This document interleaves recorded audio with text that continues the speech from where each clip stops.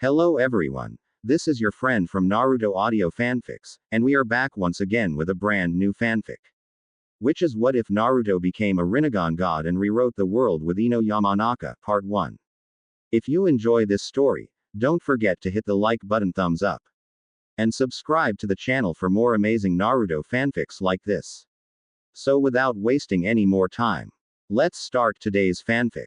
Tsunade smiled happily as Jiraiya announced his return to Konoha by bursting through the window of her office.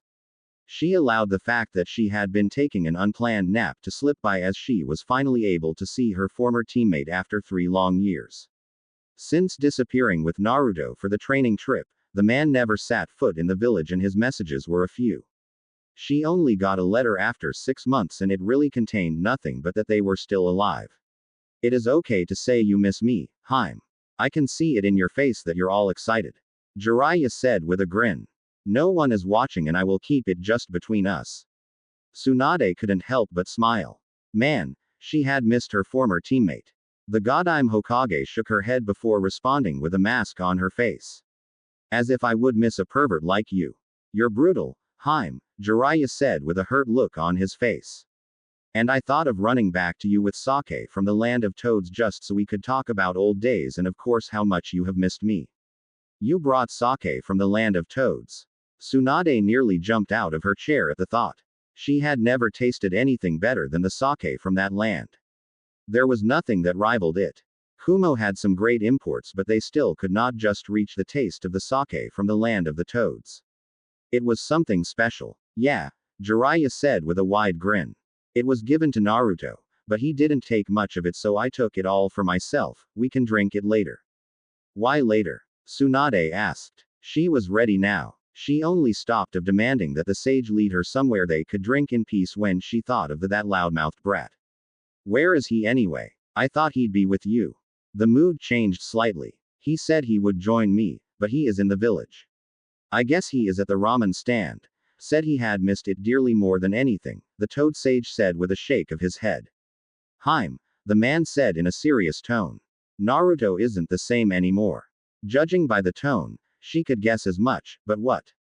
He hadn't looked like someone who was capable of making a change that would get Jiraiya all that serious. He still had to be the Naruto she knew and loved, right? Tsunade shook her head. It was just a feeling, but she was sure that there was nothing really that could make her worry. Don't scare me like that, Jiraiya, Tsunade said even though the man had yet to say anything. It was just that the tone of his voice was something that made one fear for the worst, even if it was Uzumaki Naruto they were talking about. A year and a half ago, I thought it was best to teach Naruto how to use the Kyuubi's chakra with the Akatsuki in mind. Jiraiya started as he took off his upper clothes, revealing a nasty wound on his chest. I assume that it took deep emotions for Naruto to tap into that power so I loosened the seal and got him mad. This is what happened. I nearly died, Haim. It is some miracle that I survived, but it took me about 5 weeks to recover since we had no trusted medic to do the critical work. Naruto said he was conscious when it all happened. He saw himself pummeling me down to death. If it wasn't because I managed to suppress the chakra, he would have ripped me apart. He blamed himself for it. Even though I tried to talk him out of it, he didn't listen. But it didn't bring him down. It seemed to make him a lot more determined to control the power and dedicated to becoming powerful, or so I thought. Tsunade frowned. How bad could it be? Naruto didn't have a lot of people around him when he grew up, Haim. It might not be for a long time, but we have grown close and I know he sees me as family and he nearly killed that family he has. I guess I'm to blame because I'd taken on myself to teach him about life and everything else. Aside from that, these 3 years were not a waste. He can't have changed that much just because of that, Jiraiya, Tsunade said in a firm tone. She didn't want to believe what her former teammate was telling her. This was Uzumaki Naruto they were talking about. His friend had stabbed him in the chest and yet he still didn't resent him. If that wasn't enough to change him, then, what could have? You must be thinking that this is Naruto, the naive loud-mouthed brat you once knew, the toad sage said, but it is exactly that Naruto that you must be worried. Take the abuse he has suffered in the hands of the villagers, being lonely, being nearly killed by his best friend and someone he saw as a brother. And then he came close to killing me. We must be the ones naive to think that even after all the experiences Naruto has had he could not change. Tsunade retreated to her thoughts. Certainly, any normal person would not be the same after all the experiences. The core of their being might not change, but there would still be something different about them. It would be a lie to say that the amount of experiences either her or Jiraiya have accumulated have not influenced them. Wasn't she the one who fled this village and went on a gambling spree because of her pain? Naruto had also suffered, but after everything, he was still there, smiling as always. She had returned to this village because of him. To think that person would be no more scared her. Before the Godime Hokage could offer a response to Jiraiya, there was a knock on the door. Come in, Tsunade said. Naruto entered. Even though Jiraiya said he changed, seeing the orange in him made Tsunade forget about everything. She was just happy that he was there, before her, still alive and well. That was all she could ask for at this moment. Since when did you learn to knock? Naruto smiled. Well, I just thought I'd surprise you, Ba-chan. You always complained about just bursting through the door, and if Jiraiya-sensei wasn't here, you were likely going to be napping, the blonde said calmly. Tsunade heard him call her Ba-chan, but she didn't miss the fact that he called Jiraiya with respect. It wasn't anything the man deserved. The blonde Hokage studied the blonde for a few moments. He was just standing in front of her desk, smiling, blue eyes staring back into hers, nothing hidden in them, but nothing visible. The woman shook her head. She had actually been napping when Jiraiya got here. It is good to see you again though, the Godime said with a large smile. You have certainly grown. Well, I guess you made up for the growth you missed in your younger days. Naruto smiled. Yes, those bitter days ramen was the only affordable food, the only food he could eat. The cold-hearted villagers could not allow him to eat anything else. It wasn't to say that ramen was food for pigs or demons as they despicably called him. Ramen was good, deliciously good. But he had come to understand that it wasn't healthy eating just ramen only. There needed to be a mixture of other foods that had other nutrients. Back then, he had just been happy with getting his gut filled up. There were no complaints. As long as he enjoyed his ramen and he slept with a full stomach, he could still smile and pretend as if everything was all right. It was much better than the crappy food and sometimes cold water as supper in the torment hell known was the orphanage. If he had been allowed to buy other food, how would he have managed it? The Sandaime didn't give him enough allowance to be carefree with what he bought. He could only afford so much. But considering what he held inside of him, the old man could have been a little generous with what he gave him. The pervert by the window. Hey, Jiraiya interrupted Naruto before he could finish speaking. I was feeling happy when you actually called me Jiraiya-sensei. Naruto just continued as if he hadn't heard the man but had merely taken a pause to gather his breath. Thought it would be better if we ate all types of food with the needed nutrients. I was busy training, so my body had to be healthy to be able to keep up with everything that I was learning. More strain to the body requires more energy to be burned. We consider chakra to be essential, but chakra doesn't keep the joints, muscles healthy. Tsunade blinked and stared at Naruto as if he had grown a second head. She was dreaming right. Naruto couldn't speak like that.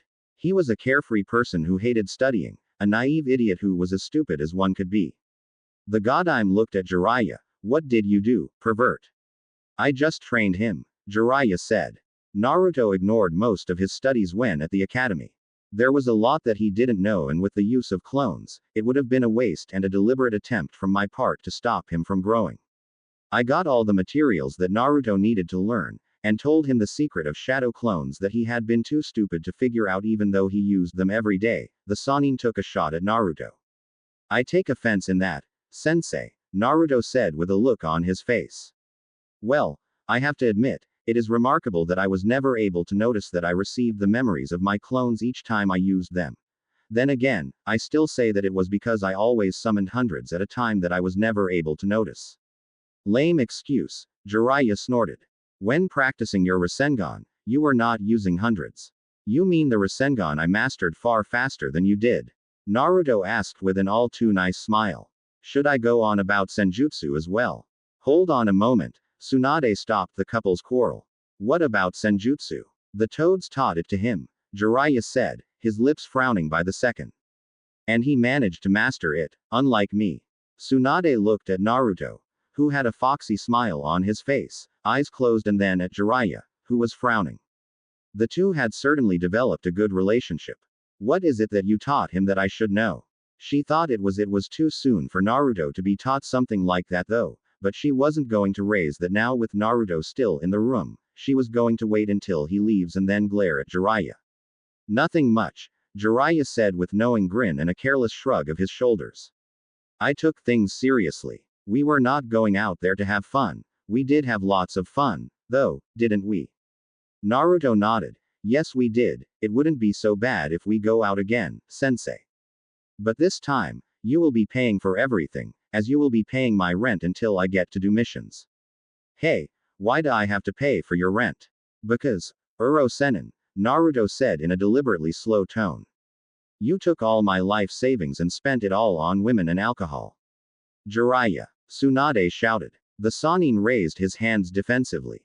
He had no use for it. At that time, I was paying for our meals and motels, his clothes and weaponry. Naruto scoffed. Since when did we start calling a self-made tent under a tree a motel? I didn't even know we were paying for the food we hunted ourselves. As far as I remember, I bought my clothes and weapons I was using by doing some odd jobs in the villages we visited while you went drinking, and I had to play that fun game of trying to locate a perverted old geezer in a sea of perverted old geezers. Jiraiya, Tsunade said in a hardened tone. You and I need to talk about your parenting skills. There was a threat in those words. It was not spoken, but Jiraiya's sweating said it all. Naruto laughed seeing how scared Jiraiya seemed. Don't beat up the old man, Ba-chan. You might end finishing him off. He received a lot of beatings from angry women during our time. Sometimes I almost pitied him, but it was just fun watching him crawl and beg unforgiving women who feel wronged, Naruto said with a smile. Besides that, I enjoyed myself and was happy. Camping out at night while we talked, creating traps for animals and sometimes getting caught in our own traps. It was fun, much fun than I had in my life. Those memories, I will forever cherish. I don't think hanging upside down a tree with a wooden spikes glaring at you is any fun. It wasn't, especially when you were the one hanging, instead of an animal. Worse, when your so-called hunting partner didn't come out to help you out when you called for help. Serves you right, Tsunade said to Jiraiya before turning to Naruto. I'm glad that you managed to have fun though. A warm smile graced her lips as she spoke. Everything seems to be in order, Naruto said. If there is nothing more, I will take my leave, Ba-chan. He did a mocking bow and before disappearing in small gusts of winds. What is it that you did to him, Jiraiya? Tsunade asked once Naruto left. Her tone was hardened. He doesn't look as innocent as he had been before he left the village. Back then, he was someone who could still say he would bring back Sasuke to the village even though the Uchiha nearly killed him. Would have, had it not been for the Kyuubi. Jiraiya was silent for a few moments. He would not have taken things far if the situation didn't require it, but because this was Naruto, he had to give it his all.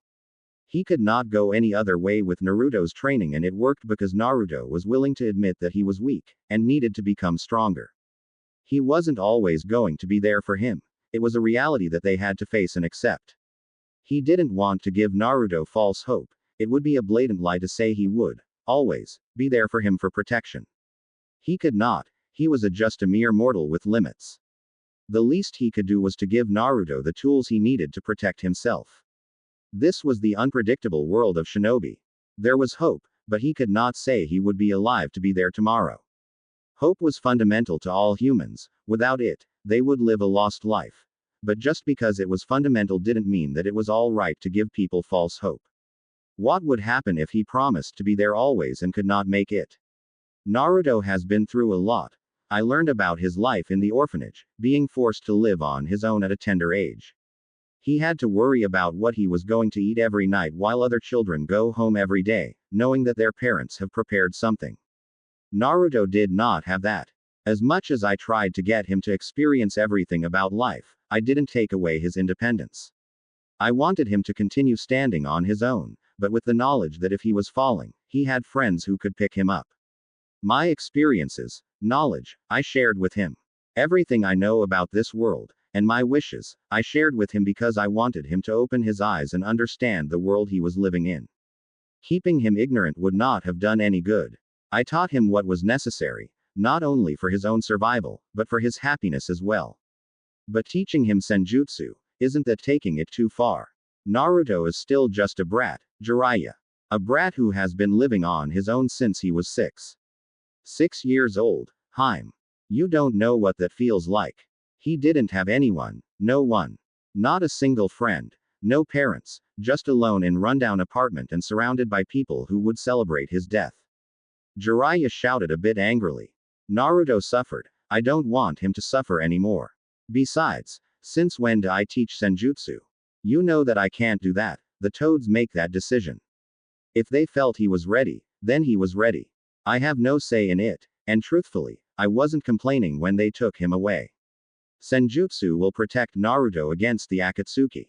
They are not going to wait until he grows up before trying to take him. They have already tried that, and it was only because I was there to stop them that they failed. Will you, Haim, be there the next time they appear? When was the last time Jiraiya shouted at her angrily? He almost never did. Never. But he was shouting, glaring at her, daring her to come up with a rational retort to his reasons. Tsunade could not find any. The only word that came to mind is a but. Nothing less, nothing more. The fact that she could not find a flaw in his reasons silenced her. Sorry, I shouted, Jiraiya said with an awkward smile. I may be a little mad at myself for allowing him to suffer alone. My parenting skills are bad, but at least, he would not have suffered alone if I had taken him. I can't change what happened, but I can at least make sure that his future isn't one that is filled with regrets and pain. You should be, Tsunade said in a quiet tone. But maybe I should be the one who is apologizing. I never realized that Naruto grew long ago. Perhaps it was innocence and naivety that made me think that. The blonde Hokage shook her head. This talk has made me slightly sad just thinking about it. It makes what Sasuke did even unforgivable. Tsunade looked up at Jiraiya as she stood up. What do you say for a drink? In about an hour or so, Jiraiya said. Tsunade blinked. That has never happened, never ever. When she said a drink, Jiraiya always jumped. The Godime Hokage was so surprised that she sat down just to think it over. Jiraiya grinned. Just kidding, he said. Tsunade glared. You know, never mind. I have a lot of work to do, and with Naruto back, I'm sure my workload is just going to increase, the blonde said. Oh, come on, Haim. Jiraiya begged. Tsunade smiled. Yes, she preferred it this way. Not that she just enjoyed seeing Jiraiya begging. It was just something normal. She needed to see the normal so that she could rain down her fears that things were changing. Later that day, Naruto was sitting in the dark, inside his apartment, in the small kitchen. The only thing that was visible were his eyes. It has always been like this. He had friends during day, but at the end of the day, he would be back here and the cold walls would remind him of how lonely he was, how much he needed someone in his life to take that loneliness away. The emptiness. He had forgotten that with Jiraiya by him, there was never a moment that made him feel lonely when the Sannin was with him. Back then, he had always retreated back to this bitter cage of loneliness alone, and just imagine how beautiful others were living with their parents. The voices of parents calling their children to take a bath, brush their teeth before going to bed, they rung inside his head those days as he tried to imagine having his own parents. The imaginations hadn't comforted him, they had must compounded on the misery.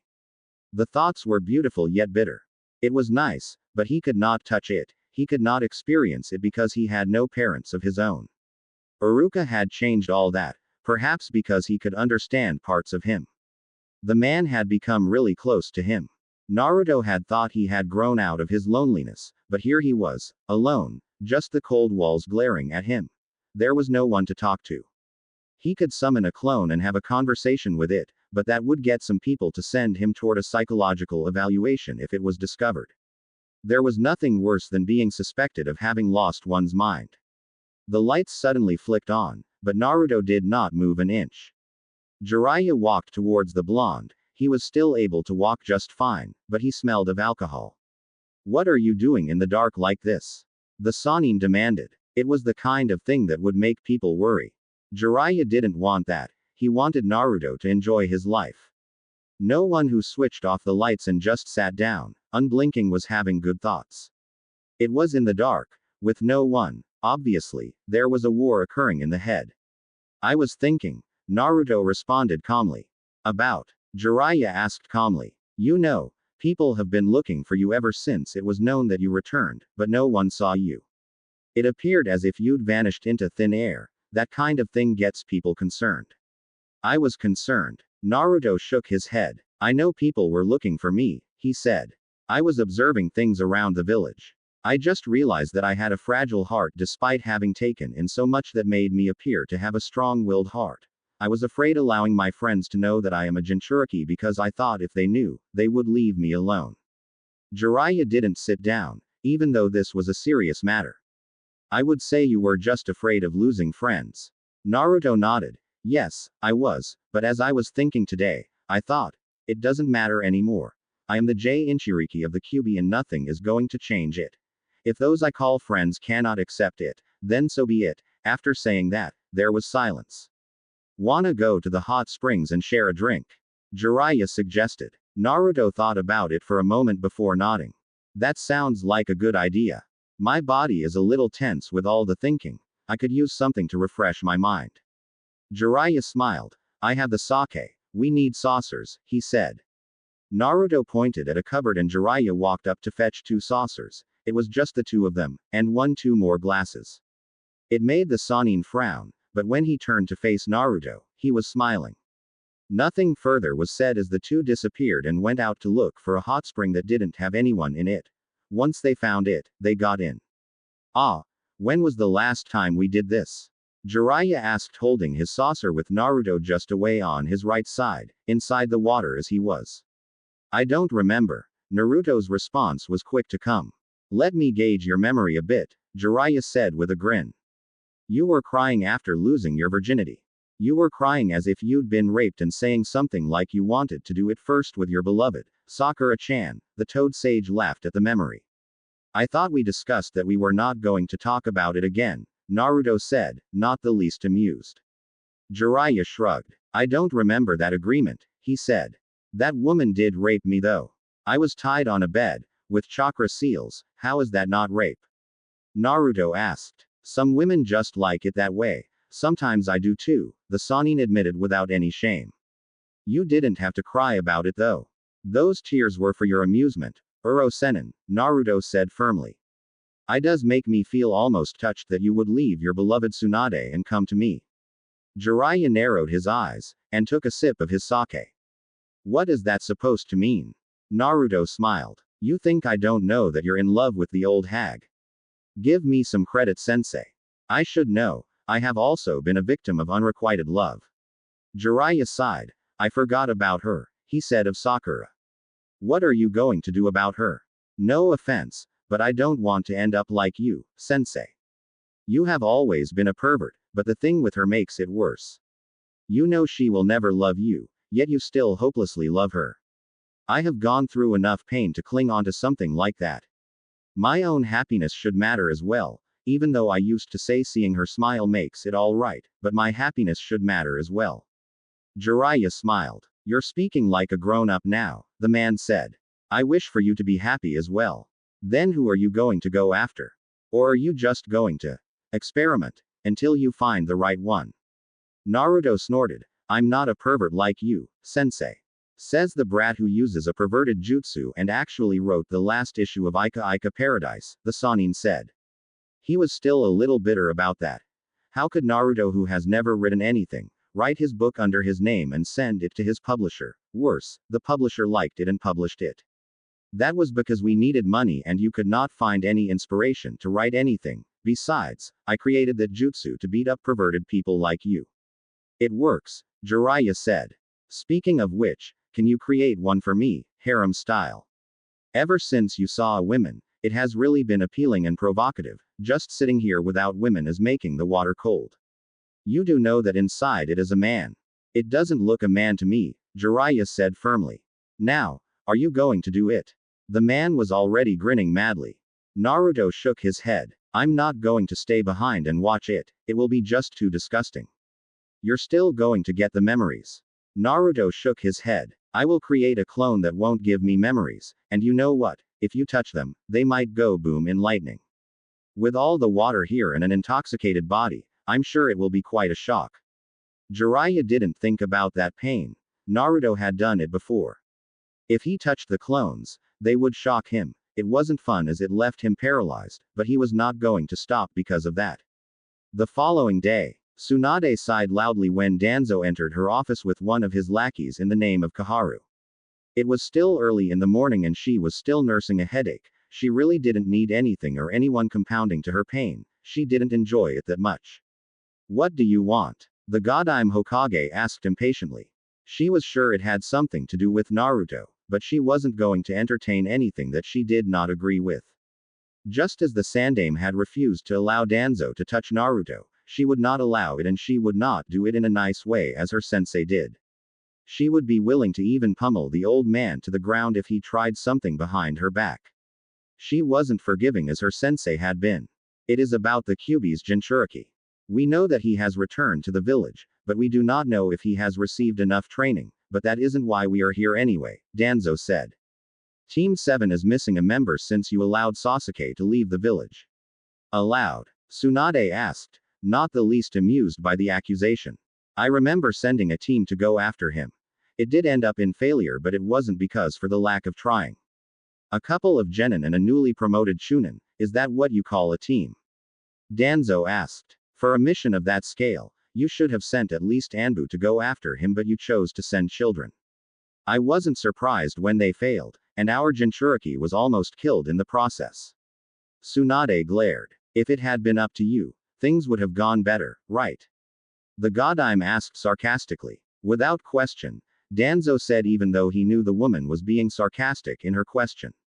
I have not come here to fight. I want to make a proposal. What? Team 7 currently lacks a fourth member. I am willing to give you one of my own. He is around the age and will fit in well. Sasuke is no longer here, and as we increase our efforts to track him down, Team 7 will need a new member. You just want to spy on Naruto closely, Tsunade said in a flat tone. But I will not deny that there isn't anyone who can fit into that team now. Fine. Your request has been granted. If there is nothing else, get out of my office. I'd like to rest a little more before doing some work. Both Kaharu and Danzo left without another word. Once they were gone, Jiraiya made his appearance, spotting some bandages. What the hell happened to you? Long story, Jiraiya said with a smile. We didn't talk about Sasuke yesterday. Tsunade nodded. Where does Naruto stand about it? Truthfully, Jiraiya started. I do not know anymore. We have never talked about it with him. We last spoke about it while he was still in the hospital. After we left, we never spoke about it, and he never once asked about the Uchiha's whereabouts, not even once. Tsunade frowned. I don't think that is bad, but it still feels somehow considering how he was when he left the village, the woman said. Jiraiya nodded in agreement. Don't think too much over it. It won't make any difference. If Sakura or Kakashi asks, Sasuke is still with Orochimaru. He has been moving around with Orochimaru in different places. But I don't know where they are. Whenever news reaches me, they are already at a different place. Keeping track of our former teammate is still hard as it was. Well, he was always slippery, Tsunade said. Are you leaving? Jiraiya nodded. I need to find some information about the Akatsuki. There is a lead I got. I want to check it out, but I won't be gone for too long. Just be careful out there, Tsunade said. Jiraiya grinned. Worried about poor old me, Haim. He said. You don't have to. I am Jiraiya, the legendary Toad Sage. I can take care of myself. Training Ground 7. Naruto looked around the familiar training ground. An air of nostalgia washed over him as he looked up into the sky. There were many memories that were made here, a lot of good times and the bad friendship he thought he had created. At this moment, Naruto didn't know if it had amounted to something. He had been nearly killed, but that was a thing of yesterday. He was over it, but he was not going to allow it to happen again. Sasuke was okay with him being weak and he being stronger. When he got stronger, the Uchiha became jealous of him. A petty emotion that kills weak-minded people who just cannot accept that someone is better than them at something. A superiority complex. But what was it? Just an empty pride. Naruto did not have the time to obsess over someone because they have gotten better at something. If they had worked hard for it, then it was something that needed to be praised. Hard work did pay, it wasn't something that needed to be resented. Petty people went that far because of their own weakness. Naruto, Sakura called, smiling, a beautiful smile. Naruto turned to face the Pinkett. He had seen her yesterday, but he had not said any word to her, or to anyone he saw. Looking at her so up close, he could see that she had grown. He amused himself at the thought that Ino would now have more reasons to make fun of her front view. Still, she was still the Sakura he had been madly in love with. She had rejected him so many times, in so many painful ways. He had been annoying, and someone or something a person wouldn't want to go out with. Yes, she had said it all, and yet, he never resented one bit. He continued to love. Ah, how naive young love was. Sakura, Naruto responded with a smile of his own. It has been long, hasn't it? Sakura blinked. There was no, Sakura-chan, in a loud tone. It was a calm tone and a charming smile that greeted her. Yes, she had said it. Naruto's smile was charming. She would not say it aloud to him, but that was she thought. It has, she said. You never wrote. Naruto smiled. I didn't have your address, he said jokingly. You have grown beautifully well, though. The past years have sure been treating you well. Sakura seemed to beam at that. Well, I have been taking care of myself and I was training harder than before. If we are going to bring Sasuke-kun back, I also need to do my fair share. As a member of Team 7 I must also do my part. Training harder than before. That statement made Naruto raise an eyebrow. It was just ridiculous. The girl had not been training. What she did was put up makeup in order to look good for Sasuke. Even when they were going out on missions, she was most concerned about how she looked. Ah, he missed those bitter days. Since Naruto was a nice person, he didn't say any of his thoughts aloud, he just smiled. That's as good to hear, Sakura, he said happily. Sakura trailed off as she twisted around, sensing something. There was a black and white lion jumping down on them. She didn't waste them before slamming it into drops of black ink with just one punch. Naruto narrowed his eyes behind him for a second as a pale-skinned male flashed behind, a kodachi at him, poised to stab on the back. It wasn't that he couldn't have dodged it. Doing so was just pointless since he had already discovered the teenager had been here before he came. The blonde turned his attention back to Sakura. That is just scary, he said. It reminds me of that woman sitting in the Hokage's office. Sakura smiled, her right fist held up firmly. Well, that woman is my master. She was the one who was teaching me while you were away. Naruto smiled. Well, she just got scary. The Pinkett used to get angry back then, but now Naruto would not want to get her mad. He didn't want to have a repeat of Jiraiya and Tsunade's relationship. It was fine with just those two, the sickness did not have to pass on them as if it was genetic. Well, you were right to say you have been training hard, Naruto said, continuing with his efforts to ignore Sai. I'm guessing you didn't just learn her monstrous punches. You were always smart, excellent chakra control, medical ninjutsu. Sakura nodded. You're looking at the third best medic nin in Konoha, and soon I will surpass Shizune, the Pinkett said a bit proudly. It was something to praise, considering that a few years ago, she was nothing more than a fangirl who couldn't do a good fight. The thought just reminded him of her pathetic attempt of a fight with another fangirl in the name of Ino Yamanaka. Are you really ignoring me? Sai asked with a creepy smile on his face. Sakura hadn't really given the pale teen a look because she had been busy with Naruto. He was different, spoke in a quiet and smooth tone that made you just want to listen to it. If he had grown like this, then her beloved Sasuke must have grown splendidly well as well. Who is he, Naruto? Sakura asked, becoming defensive. Is he the one who attacked us earlier? She asked. Naruto nodded. Yes, he is, but he doesn't appear to be looking for much trouble that warrants action. Sai didn't show it, but he was slightly surprised. This Naruto was actually different from the one he had in mind. This wasn't what his intel suggested. He thought that picking up a fight him would be easy, but even when he made a move, the blonde didn't react to it, just because he could sense that he wasn't here for his life. The root spy had no delusions. He knew that Naruto had sensed him when he appeared, he just didn't do anything, not because he could not, but because he felt there was no action that needed to be taken. How could he tell though? The Naruto he was supposed to meet was supposed to be a naive and stupid brat, not this calm person. Kakashi appeared in a puff of smoke, the iconic eye smile in place, a laid-back body language, his beloved book on his left hand, his right inside his pocket. The moment the eye smile went away, it was replaced by a slight look of boredom. That is Sai, he will be your new teammate, Kakashi said a bit lazily. What? Sakura seemed incensed by the thought. Kakashi was a lot more interested in Naruto's reaction, lack of rather. The blonde didn't say a word, he didn't blink. Sighing, the Jonin looked at the irate teenage girl and responded. Team 7 is one member short, and for it to be active you need to have another team member, otherwise, there is no team. If you don't want it, you can talk to the Hokage and the team can be dissolved. I don't want the team to be dissolved, Sakura said in a barely audible tone. This was like her second family, she was only missing Sasuke. Even though she liked the Uchiha more, Naruto and Kakashi were still important to her. At the same time, I don't want anyone taking Sasuke's place. Sasuke ran from this village, if he left, it is only logical that he be replaced, Sai said in an emotionless tone. Sakura glared. Any more word from the pale black-haired teen and she was going to snap. There was no one who could replace Sasuke, no one. He would always have a place in their team, in her heart, in Konoha. They would bring him back to Konoha and things would go back to normal once again. What do you think, Naruto? I have no problem, Naruto said. Besides, if the Hokage approved it, there is nothing that can be done, unless you want to go make a fuss in the office.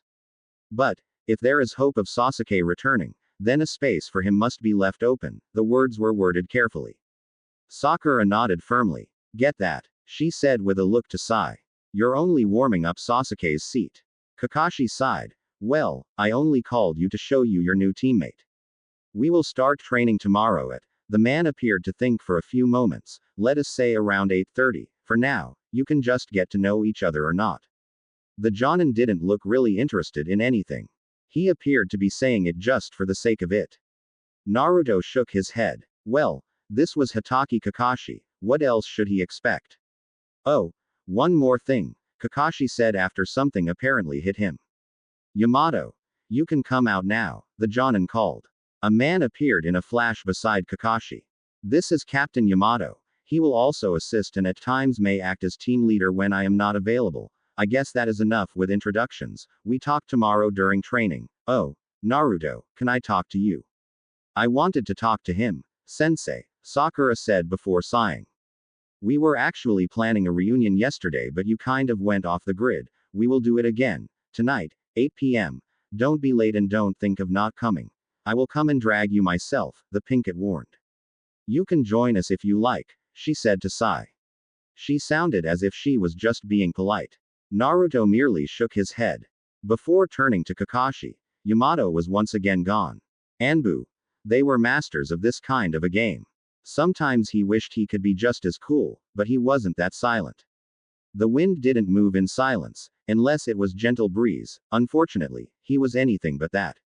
You haven't changed a bit, Naruto said to Kakashi as the two slowly walked back towards the village. You have changed in many more ways than one, the Jonin said. Your clothes have not though. Well, expecting that part of you to change would be expecting miracles and such things do not really happen in the shinobi world. Naruto laughed. Don't be like that, Kakashi-sensei, the blonde said. Miracles do happen, but this thing kind of holds some sentimental value for me. Something big will have to happen for me to drop it. It is just like my apartment. I don't plan on changing it because of the sentimental value it holds. Well, now I can't do anything because I'm actually broke. Kakashi raised an eyebrow. Since when did you start holding things like that? Since I heard Jiraiya-sensei use the word, Naruto said with a smile. When you spend your time listening to a man, you slowly start to pick up some things about him because the reality is that what he says influences you in many ways. Kakashi looked thoughtful as he tried to imagine Jiraiya speaking wisdom to Naruto. It was even difficult to comprehend that Naruto was the kind of person who would listen to someone talk. Well, things do change and there was enough that has happened in Naruto's life that shouldn't surprise people if he changed. It was like if he snapped. Most people would not be shocked, but would actually ask, he finally snapped. Yamato.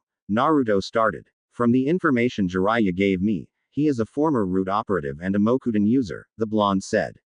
It was interesting that Jiraiya would tell something like that. It wasn't really a secret, but he just didn't think that Hisanin would tell it to Naruto. But this just meant that the level of trust between the two had grown and that Jiraiya trusted Naruto to know things that were not known to the public. If that was the case, what more information did Naruto know? The Sannin was a spy master, so he had all kinds of information. Why would Jiraiya tell you something like that? Mokuden was the reason he informed me. He assumed that when I returned to the village, there might be someone put closer to me because I am a Jinchuriki. Well, not because he was a Jinchuriki, but because they wanted to keep the Biju in check, as if he had already gone out crazy or was manipulating him. Naruto felt insulted by the thought. It was Tsunade who could make the decision, and honestly, he was disappointed. It just meant that the woman didn't trust him with the power. Was he some child that needed to be supervised? This really made him feel as if he was a ticking time bomb that had to be shackled in case it decided to set off. I guess there is no reason in denying anything, Kakashi said calmly. Hokage-sama suggested that he be brought just in case something happens. I guess this is because Jiraiya-sama told her that you have learned to use the Kyuubi's power. Previously, you were only able to use it after experiencing intense emotions. The Jonin took a thoughtful look as a memory flashed. Well, you did use it on your own during the Chunin exams. Well, I had to win that battle, Naruto said. Kakashi didn't waste time before changing the subject. I actually wanted to know how you've been doing. We didn't get to talk much after everything, and I have kind of missed you after this past years. If I was a little cynical, I would have found that to be amusing, Naruto started calmly. You're the guy who hardly taught me anything and worse, got Ebisu to teach me in preparation for the Chunin exams. Ebisu of all people, my taijutsu was lacking, there were a lot of flaws in my fighting style, and yet you gave me a babysitter to train me. Kakashi winced at that. Maybe he should have done better knowing that Naruto was going to face someone in all aspects of skills better Naruto. It had not been skill that won Naruto the fight with Neji, but will and determination. He could not take credit for any of that, he was merely a sensei to Naruto by name. If, Kakashi said. He smiled. I guess you don't resent me for it then, he said in a mildly bitter tone. I'm not into hating people, Naruto responded calmly. That has always been a quality that makes you stand out, Kakashi said. But truly, I did fail you as your sensei. I should have done better, considering, the Jonin trailed off, biting his lip. He nearly said something about Naruto's father having taken his time to teach him. Well, everything. He eyed Naruto to see if the blonde had noticed it, but there was nothing in Naruto's expression to suggest he did. Maybe, but while you may not have done much, personally, I learned valuable lessons about life from you. There are things that I cannot forget. The memories with Team 7, everything was okay because you were our sensei, Naruto said in a calm tone. You have certainly grown, Kakashi said a bit proudly. So, how was your trip with Jiraiya-sama? I'm sure he took you through a lot of things, the man added with a slight perverted smile.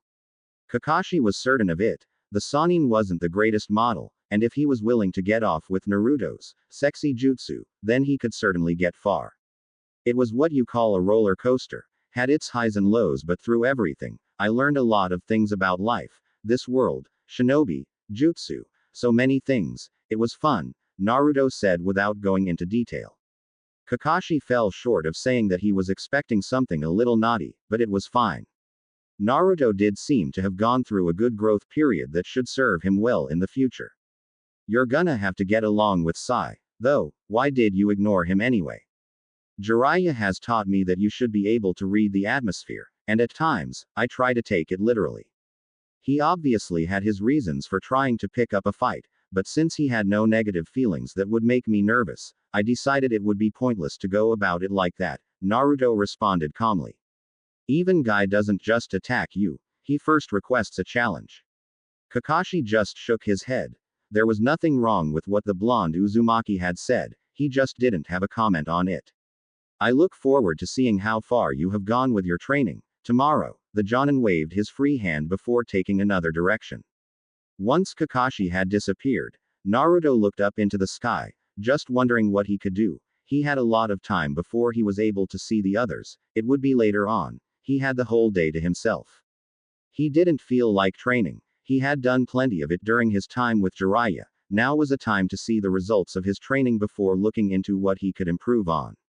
Naruto placed his hands inside his pockets before walking deep into the village streets. He would have to navigate his way towards Ikaraku once more again. After that, he would need food, but the funds department were not looking too bright. Perhaps it was best to go to Tsunade and get a mission to do to earn something. He could do as many D-ranked missions as he liked before rewarding himself with a steaming miso ramen. Naruto nodded at that thought. He would go and do that. Hokage office. Back here so soon? Tsunade asked as Naruto walked into her office. I came here yesterday and that was to report on my return to the village, Naruto said. Is Jiraiya still around, or did he leave?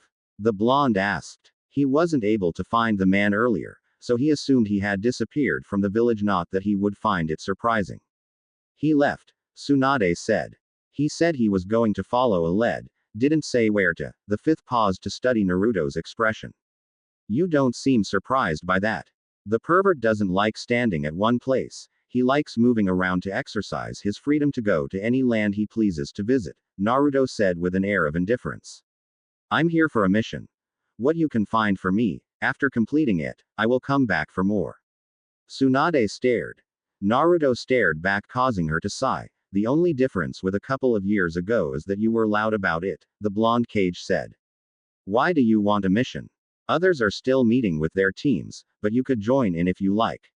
My team meeting was short, Naruto said. Maybe Kakashi didn't feel like it today, the blonde said. In any case, I really need a mission. Any rank, even D rank, as long as it is within the walls of the village, I will do it. Since when do you willingly request for D rank missions? The question seemed to amuse Naruto. In reality, it wasn't the question, he was amused by his past behavior. It hadn't mattered who had been in the chair, even with the Sandaime, he had demanded hard missions to be challenged. D-rank missions were just chores after all, and in his competition with Sasuke, he couldn't get on top while weeding grass and chasing rebellious cats. Since now, Naruto said. Now you going to give me the mission, Ba-chan. Later day, Kiba glared heatedly at the bottle of juice that was sitting in front of him. He wasn't alone. Members of Team Asuma and his teammates were also present along with Sakura. Team Guy would have been invited, but they were currently out on a mission. It wasn't the reason the Inuzuka was staring at the glass though, he was staring specifically because it was juice. He wanted to drink some alcohol. They were out with no one to tell them what to do and what not to do. His mother wouldn't even complain much if she knew he was drinking. Besides, he was a shinobi. There was that saying. Old enough to kill, old enough to drink. Between killing and drinking, what was worse? Do we really have to drink this thing? Kiba asked, looking at Ino, who had organized everything. We don't have these kinds of nights often, some sake would make it a special occasion. Sakura was quick to respond before Ino could. Not everyone drinks alcohol, Kiba. Some of us still see ourselves as teenagers and we want to live out our years doing the normal things that teenagers do. True. There was a lot of things in the shinobi world that went wrong in a very low moral standing ground. Even so, Sakura liked to believe that one could still decide how they lived their life regardless of the environment that surrounds them. Just because the world was surrounded by corrupt people didn't mean that they also had to be corrupt. If anything, Kiba found Sakura's answer to be dull. He didn't even have a response for it. If you want to drink something, you can and will at the after party, Ino responded calmly. We can all go if you don't mind. You need to loosen up every now and then. The Yamanaka paused and looked around. Where is Naruto anyway? I warned him about being late, Sakura said in a firm tone. If he runs late, there would be pain. She didn't want her teammate picking up their sensei's tardiness, it would just be bad. We're a bit early, Shikamaru said in a barely audible tone. He might still be busy or just finishing some things. I heard he was busy around the village all day doing missions, D-ranked missions, the Nara finished calmly. Sakura showed surprise in that. Naruto doing D-rank missions? She asked. He used to hate them. Even when we first went to our first mission outside the village, He had demanded a challenging mission from the Sandame. It was the same thing with Tsunade-sama. She had found that behavior to be unbecoming, especially since he hadn't been showing any respect to their leaders. But Sakura had just come to realize that he was like that because he had held a special bond with them. Even though Tsunade was her master, she knew she couldn't take Naruto's place, and most likely didn't hold as much value to the blonde Hokage as he did. But it was alright. That sounds just like him, Ino said with a smile. Even though he would still end up being a dead weight during missions and leave all the job to Sasuke-kun. Just hearing, Shikamaru looked at Choji with a sigh. He could not get used to this kind of attitude from Ino, and she could flip it effortlessly. The big teen was already at work, eating. The Nara just shook his head. It appeared that everything else could wait, but not food.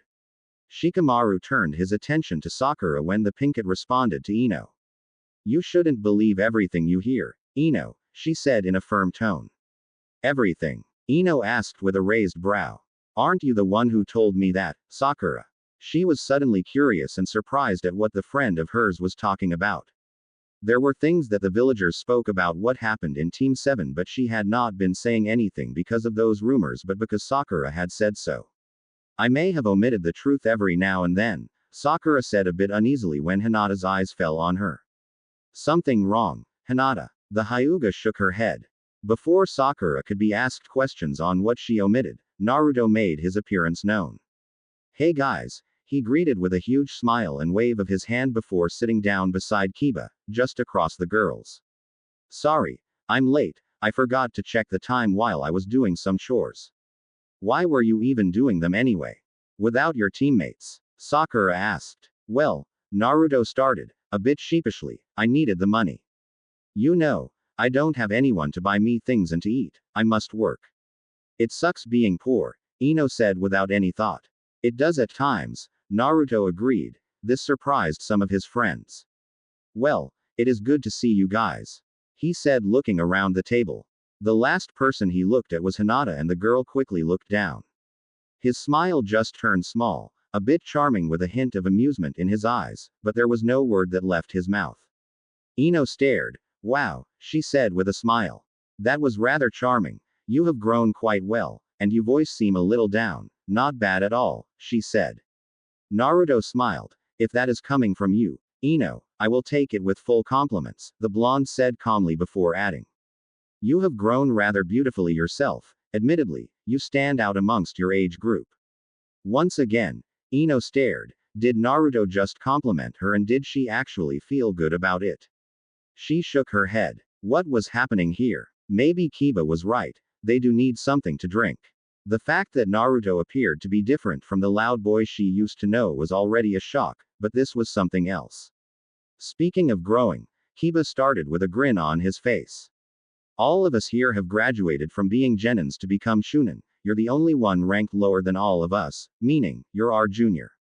The hell? Naruto exclaimed. This was certainly a surprise. He didn't think everyone would have moved on so quickly. Even Ino and Sakura had managed to get one before he could. Considering how they performed at the Chunin exams back then, it was something to smile about. Well, rankings don't really determine how strong you are. That wasn't completely true. The only reason he was still a Chunin was because he never got the chance to enter the Chunin exams in his time away from Konoha while his friends had the time. The fact they have become Chunin now means that they have become strong, and have graduated from being mere genins. Didn't that say their rank determined their strength? Personally, for him, his rank didn't determine his rank, but that was only because he hasn't taken the time to be judged. Well, it can't be helped. When the others went to the Chunin exams, you were still away, Shikamaru said. I was kind of hoping that you'd show up, Choji added. I think most of us we hoping for that as well. I didn't know there were exams occurring, Naruto said. If I had known, I wouldn't have missed them. My last participation was ruined by the invasion after I had progressed to the next round of the finals, and that was after winning against all odds. He was just that awesome, wasn't he? I still say rank matters, Kiba butted in once again. We can prove it any time. Naruto grinned. I am up for that. How about arm wrestling? If I win, I am right and you're wrong. That would be too easy, Kiba said with a feral grin. I want to take you on in a battle, a real battle. I have not forgotten that you defeated me at the preliminary exams. Settled, Naruto said. I will take on tomorrow, but for now, how about we enjoy the night? I have missed you guys. Not long ago, Naruto had graced this training ground as an idiot who only thought about being better than Sasuke and trying to look good in front of Sakura. The former had grown to be envious of his growth, so much that he decided to join Orochimaru and then attempt to kill him. The latter had never loved him, she had turned him down day and night, no matter how hard he had tried. Unrequited love was surely a bitter bitch. Well, at least he could exchange some notes with Jiraiya about the pains of the heart. Jiraiya's time was much more miserable. He had been young and naive, but it couldn't have been at a difficult time for him, being rejected so brutally, when he was alone, when he was trying so hard to be loved and to be appreciated. He was past those naive days though. He would no longer foolishly pursue things that could not get his hands on no matter what he tried. Besides, these days he was in it for something much bigger. It was safe to say that he had discarded his personal desires for something much bigger. He wanted to give his life a purpose, and he would give it that purpose. He just needed the time and enough courage to do what he needed to do. Naruto glanced around the training ground. He had shared so many memories with people he had considered as friends and family. He had been here a day ago with the new Team 7, but, this time, it was a little different. He wasn't here on anyone's order, he was here because he wanted to test something. It had nothing to do with anyone, but his own ideals and what he wanted to see from these people that he called friends. He wasn't just going to see what Kiba could do. He wasn't that of an arrogant person, but the Inuzuka wasn't someone who could give him a challenge, he needed something much stronger to be challenged. He was, nevertheless, not here because he was looking for a challenge, but just wanted to see if these people were as strong as they made themselves to be. They had graduated to higher ranks than he had. He was still just a mere genin and they had higher ranks. Kiba was exploding about how being ranked higher than him meant he was stronger. It was a false impression, Naruto knew, and he was going to prove it to the Inuzuka. Are you going to just space out all day? Kiba demanded from Naruto. The black-haired was becoming slightly impatient with the blonde Uzumaki. Naruto was clearly lost in his thought, but Kiba didn't have all day. He wanted to show off and then go off to do something else. He had duties to attend and missions to attend. He still had his team meeting even. Don't tell me that you're having second thoughts. Kiba asked with a grin. If you're afraid of fighting, we can call it quits. Truth be told, although Kiba was confident about his abilities, he was a little nervous. Naruto hadn't been as skilled as Sasuke or Neji, but he had the power to fight off those two. He had won against a prodigy and he now looked completely different from the way he was back then. Naruto's eyes fell on Kiba for a moment with nothing in them. He then smiled. You don't frighten me, Kiba. Naruto said calmly. I'm a little glad that everyone else is here. You are all my friends, and I want to test something. I want to know if you are really strong enough to stand what is about to come. Shikamaru grew curious the moment Naruto said those words, with that mysterious tone. Perhaps he was feeling something in the air, but he felt there had been a chill that went down his spine when Naruto spoke. The blonde was talking about something that neither of them knew. He wanted to know what it was that Naruto was talking about, because the blonde looked serious. Naruto of the old may have been a loud-mouthed idiot, but even then, Shikamaru had taken some things he said seriously. As troublesome as it was, this appeared to be something he could not simply ignore, especially since this Naruto was different from the old one. What do you mean by that, Naruto? Shikamaru asked. We know we are friends. You don't have remind us, Sakura said. We are missing Sasuke, but we will always be friends, no matter what. Sasuke had deserted Konoha, but they were still planning to get him back. He was still their teammate and friend. He was just lost at the moment, but they would get him back and things would go back to normal. Sakura was certain of it. She had hope and she would not lose it. So no matter what happened with any one of them, they would always be friends. As smart as she was, Sakura was certainly naive. Naruto would have thought that someone experienced as Tsunade would have taught her better. Jiraiya had showed him the cold truth of how people live and the rot within the hearts of men. He had seen so many despicable things that people do to each other. It was unpleasant and it made him see the hearts of some people as the hearts of evil. There were things that people could never turn back from, if he went through what he wanted to do, she would not call him a friend. They would look at him with contempt. And perhaps as his teammate, Sakura would feel a lot more obligated to stand over him to end his life. However, something had to change if she wanted to have a chance in making that miracle. During these past years, I saw so many things, the good and the bad, but mostly the bad. One thing remained constant. If you are weak, those strong will abuse you. It's not always the case though. Friends can fill the gaps. Where one fails, a friend can fill that gap. Naruto said before shaking his head. Perhaps this is a little too much for you. They have been sheltered in this village for far too long. Perhaps there are a few things that they too have experienced, but they were still ignorant to what truly happens in the world outside. Naruto only hoped that they stayed together at all times, because it was this friendship that would save them. This friendship was important and was something he always wanted to have look at. It would serve to remind him of the life he once had. Kiba, you're still just a mere chunin. Your rank truly means nothing. You say that you have grown strong, but so have I. I wasn't simply just traveling around the world, seeing different kinds of people, drunkards, whores, twisted people, sinister men, and following Jiraiya as he drinks and sleep with different women, Naruto said as he took a stance. I was also training. I won't compare, but my training was brutal. Kiba noticed. Naruto's expression changed entirely, even the look on his eyes. It wasn't the same Naruto who had been smiling moments ago, the same Naruto who had been drinking with his friends last night. This was a different person. He was staring at a battle-hardened shinobi. Ready, buddy, Kiba said to Akamaru, with a grin. Confidence before a battle was never an issue for the Inuzuka. Naruto knew that. He just hoped that the confidence didn't bring out that demon of arrogance. Sasuke had possessed much of it in abundance, and in the end, he had ended up being nearly surpassed by an idiot who didn't know damn about what a skill was. Without even waiting for the Inuzuka to attack him, Naruto disappeared via gusts of winds. Kiba felt a breeze hit his body from behind.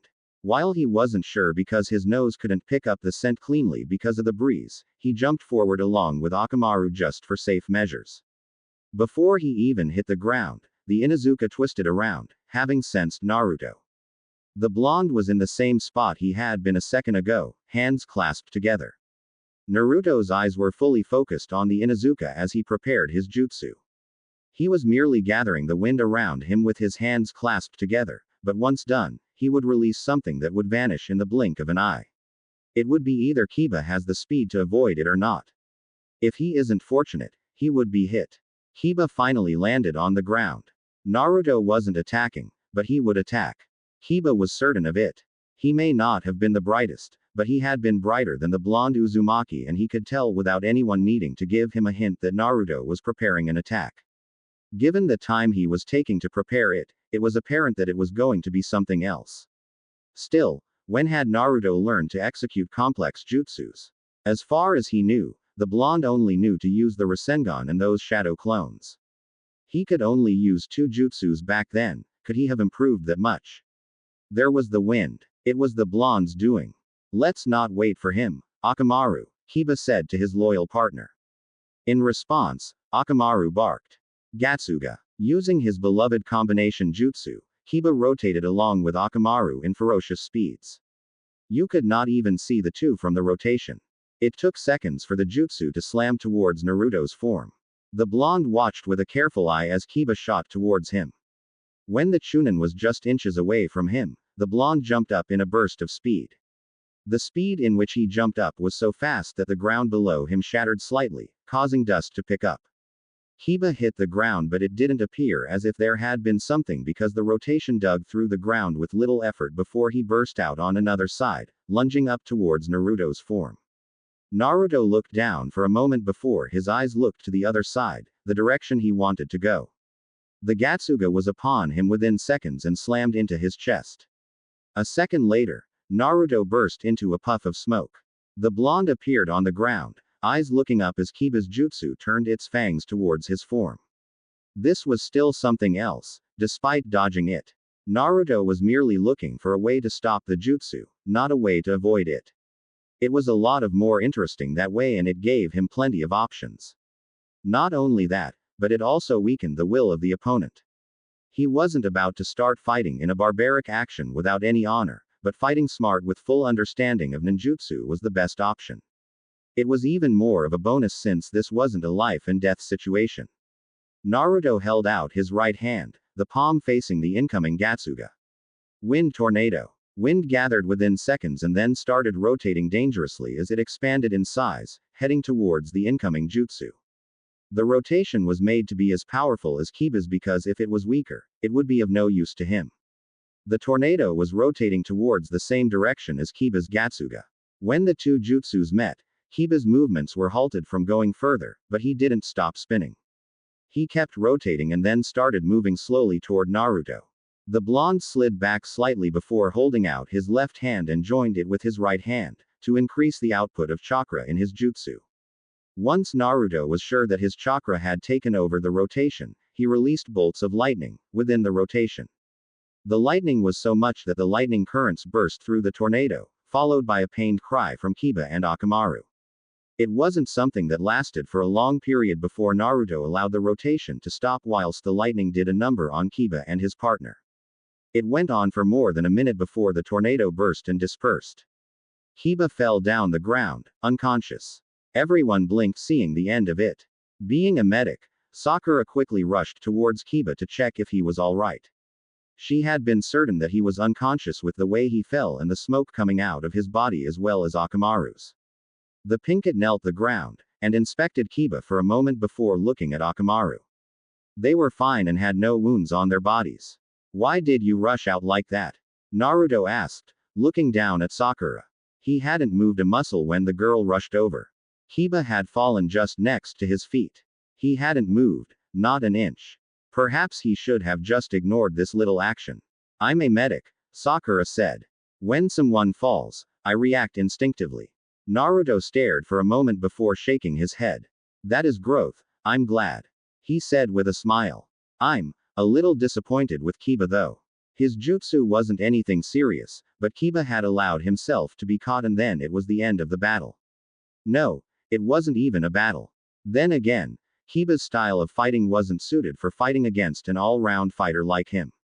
When going against him, the Inuzuka would always be at a disadvantage. Still, Naruto wanted them to be stronger. He hoped that the others were far stronger than this, because he wanted them to be strong enough to stop him. They were his friends. They accepted him when the village resented his very existed. He was going to betray them. It would be poetic and much more satisfying if they were to be the ones to end him. However, if this was the best that he could expect from them, then they could do nothing. Disappointed? Sakura asked. A bit puzzled. This was a different Naruto from the one back then. The blonde she knew wouldn't have said something like that and he wouldn't have dispatched of Kiba so easily. True, he did win against the Inuzuka back then, and then, he wasn't well trained. He hadn't been helpless then, but still not that skilled. She had been even more baffled when he won against Neji. Well, that battle had been won purely on willpower. Skill had nothing to do with it, but this time, Naruto had skills. Of course, she still thought he could not hold a candle to Sasuke. Her Uchiha would always be a step better than Naruto. If the blonde had improved this much, then Sasuke should be a step ahead of the blonde. By then, the others were stepping closer to the two and the dog. Ino had her hands around her waist. Since when did you become like this? I should not be surprised at your use of both wind and lightning elements, but I am. Shikamaru said, eyeing Naruto carefully. When the blonde left the village, he didn't know any elemental chakra manipulation, but now he could use two. The blonde has always been a chakra powerhouse, that was something anyone in their group could not disagree with. Shikamaru was confident enough in his assessment that he could say that the blonde had more chakra than anyone in their generation. It wouldn't even be an exaggeration to assume that he had more or as much chakra as some Jonins in the village. That was 3 years ago, and the blonde had gone out to train with a Sannin. If he hadn't improved or learned how to use his chakra, it would have been out of ignorance from his part or Jiraiya's negligence in Naruto's training. Naruto merely smiled. You can't expect me to be the same after all these years. Besides, I have always been keen to learn more jutsus. Perhaps I lacked the intelligence and a mentor to teach me back then, but with dedication, I managed to make the most of my large chakra reserves. My intention was never to actually win a bet with Kiba, but to actually judge your strength. I have seen that Sakura has grown much better than I would have expected. We may not be very powerful, but I hope you guys stay as friends and united. Of course, there will be disagreements, but I hope you never forsake your friendship. Why do you make it sound as if you're no longer going to be a part of us? Ino was the first to ask the question. Naruto smiled but shook his head. He did not respond to the question. I guess we must talk about our former comrade Uchiha Sasuke. We went out to get him back, and we came back heavily injured. Some of us faced life and death situations in trying to retrieve him. I failed. I could not defeat Sasuke because he was better than I was. Perhaps to you guys it may not be much, he was our friend and brother. He chose to abandon everything for power. I won't comment on anything regarding that or whether he is on his right mind or not. You are all free to make your own judgments based on what you see. I'll keep my thoughts to myself. In any case, if I come across him, I will fight to bring him back to the village, because he is wanted back in this village. I don't care about the politics, but I will fight him, and if I win, he will be brought back to the Hidden Leaf. Of course, that will depend on some other things. There was a very dangerous message that was left unsaid, Shikamaru noted, but he didn't say anything regarding it. But from those words alone, he could tell that the blonde didn't hold any attachment towards the Uchiha, or perhaps it was just his imagination. What was apparent was that Naruto had many thoughts in his head and that it was deeply concerning. This was different, but the Nara was certain that he would get to see something soon. Sasuke is still our comrade, Naruto. Sakura said in a firm tone. He is just not okay. Ino was the only one who seemed to agree with that assessment from Sakura. Well, the two have always been fangirls to the Uchiha. They have always tried their best to gain his attention. Naruto wasn't going to comment on it. But he was still disappointed that Sakura had remained the naive little girl she had been 3 years ago. He would have thought that Tsunade would have taught her better. Well, the Godime had run off from Konoha to avoid dealing with her problems. Should he really be surprised? All aside, you have certainly improved, Shikamaru said. He still thought that Naruto was still hiding some of his abilities. 2 elements. That is impressive, considering none of us have gone so far. Well, you focus on your clan jutsus and we with too much chakra have no other option but to make use of our reserves by learning all the ninjutsu we can. Naruto responded calmly. He had learned that it wasn't the number of jutsus one had on his arsenal that made one powerful, but how he used the jutsu. He could possess 1,000 jutsus, but if he didn't know how to use them, he would end up being defeated by one with only a couple of jutsu under their arsenal. This was disappointing though. I'd expected a bit of fireworks knowing that you've always been explosive and Kiba has never been subtle, Shikamaru couldn't help but say. It has proved to be an interesting revelation nonetheless. There was a side of Naruto he had just seen, a side of the blonde he had never thought he would see.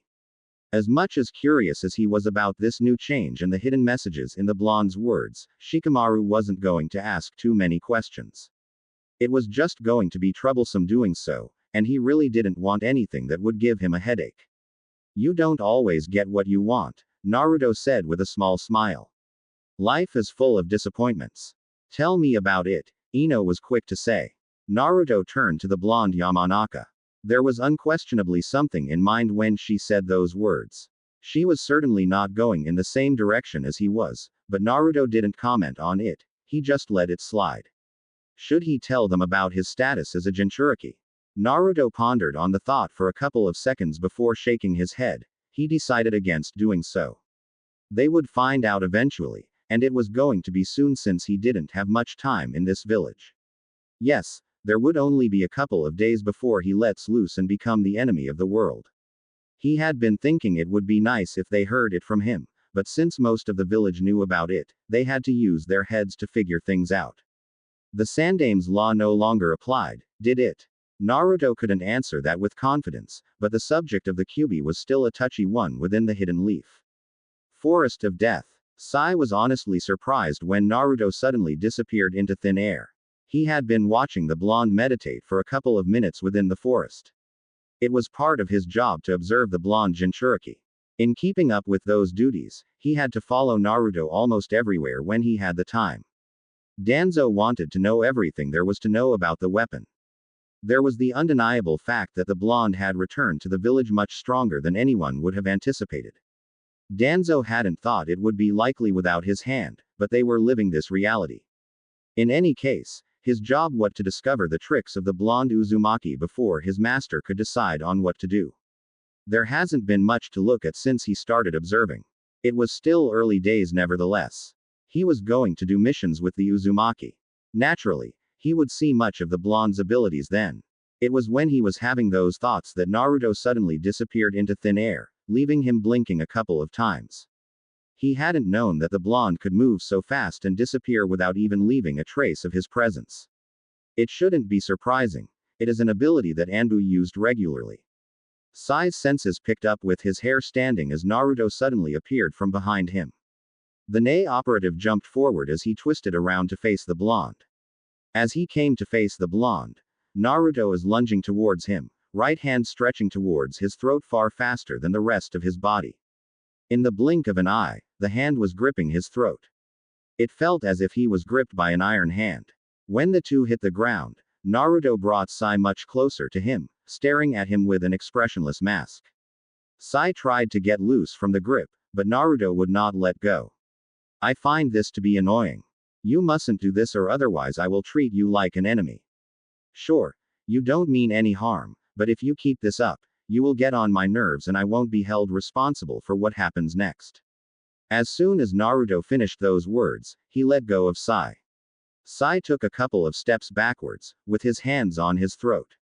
Once he was confident all was well, he looked up at Naruto with a blank mask on his face. How about we test what you can really do? Since the blonde knew that he was watching him, there was nothing to lose in requesting a sparring session with the blonde. He would be killing all the stones and he would give his report to his master. If Naruto agreed, he wouldn't hold back, but fight with everything he has to see what the blonde could really do. Naruto tilted his head to the side. Me fight you. Interesting but no. The blonde said with a shake of his head. Again. Sai asked. What are you afraid of? The last time when he was being introduced to Team 7 he had tried attacking the blonde but the Uzumaki hadn't responded to his attempt to start a sparring session. If his method had been wrong last time, this one had to be right but he was still being rejected. How was he going to get some results without actually engaging the blonde in a battle? I fear myself. You, a pet of Danzo, I do not fear. Perhaps if you were coming with pure intentions, I wouldn't be against fighting you, but as long as you're not truthful to your purpose, I will not indulge you. Naruto responded calmly. Life hadn't been too kind to him, but it has taught him many valuable lessons. Understanding humans was fundamental, and a core to unlocking the secrets to the hearts of men.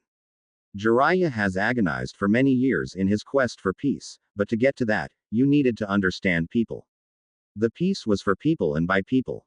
To understand how such a world could be led to a peace, Naruto had dug deep into understanding people.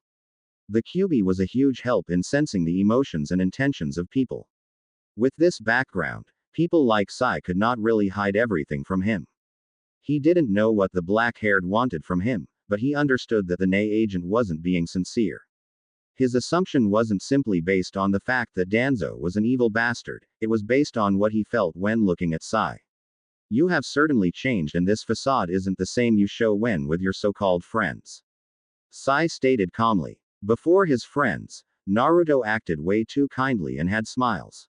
Not as big as before. Well, from what Sai has been told and has heard, but still smiles nonetheless.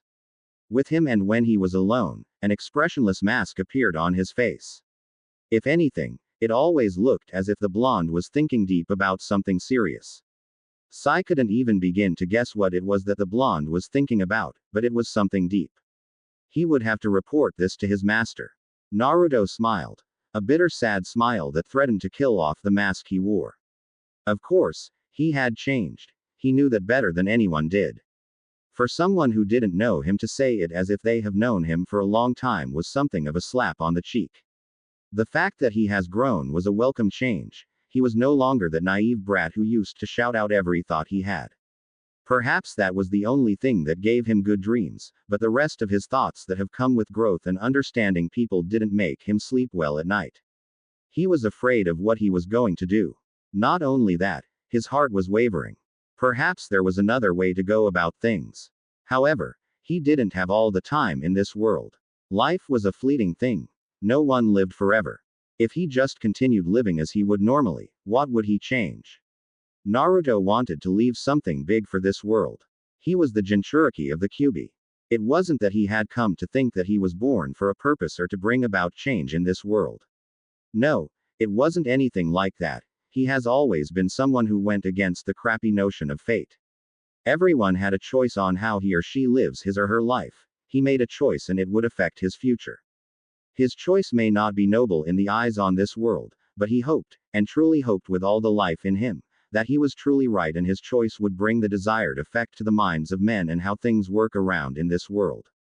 It would leave him broken and shattered even in the afterlife to learn that he had been wrong. He would so much as beg the devil to give him a second chance to live again and do things differently. Looking back at Sai, Naruto shook his head to clear off his thoughts. Can you leave me alone, Sai? I want to get back to my meditation. Sai stared for a couple of seconds. It was a clear change from the blonde, but he wasn't going to question. Staying here wasn't going to earn him any favors. It would be best if he didn't alienate himself with Naruto before they even get to start doing missions together.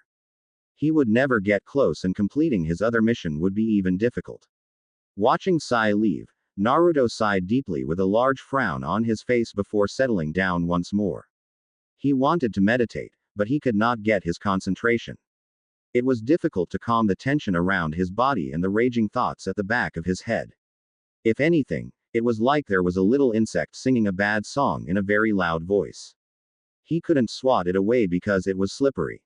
The blonde opened his eyes and stared into the space ahead of him. It was nothing but a deep forest that crept of an eerie silence and a fear-inducing sense of danger, yet, Naruto wasn't afraid of it. He had nearly faced death in this very forest during the Chunin exams. Yes, that had been when he first met Orochimaru, but he had been dumb to know he was fighting against a Sannin.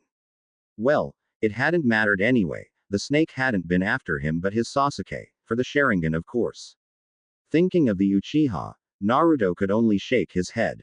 He had no doubt that Sasuke was fully aware that Orochimaru was after his body, but had still gone along with the snake because he had wanted power.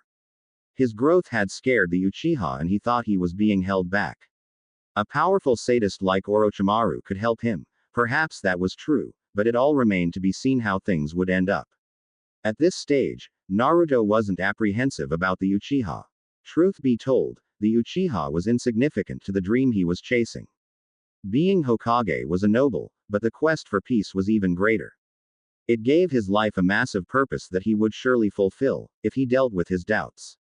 I find it laughable that you can have a problem wearing this mask when all your life you have done nothing but wear a glowing mask that no one was able to see through. The Kyuubi said to Naruto from within its chambers.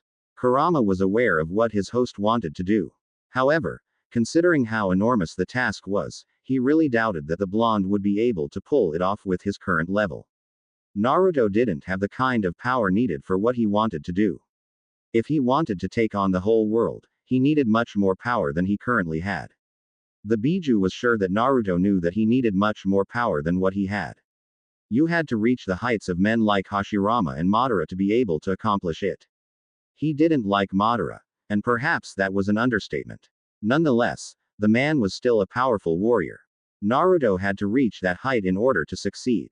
At his current level, he was just going to die young and is nothing more than a child of the Yondaime who lost his sanity. All the thoughts he has had would be for nothing and he would certainly resent himself over his failure. It was no matter to Kurama, but he was still the blonde's prisoner. He wasn't about to get himself degraded by mere humans and they still shared the same body. If the blonde died, he would die. Even though it would only be temporary, he would still die. The Kyuubi then drew a thoughtful look on his face at the thought of the seal Naruto was using. Unless he was missing something, Minato had died and yet that part of him went along with the Yondaime Hokage. Did it mean that the same would apply for Naruto if he died? They were using the same seal. Naruto had to make changes to it for him to avoid the same fate as his other half. The only problem to that was that the blonde wasn't that of a master of the sealing art to fully dismantle the complex seal keeping him at bay. The only chance Naruto had was through weakening the seal. That was the best thing that Naruto could do at this stage. Well, the blonde would have to take some time off for training if he was serious about his agenda. Then, he could get to work on the seal. It was weakening with each usage and he was pushing more and more chakra out of the seal. Kurama would not be against getting the blonde to follow a more rigorous plan of training that would see him with deep wounds. He would be there to heal the blonde. Naturally, that meant using his chakra. This is different. It fights with everything I stood for when growing up. Killing people has never been something I thought of. Human life is fragile yet so precious. The thought of killing has repulsed me.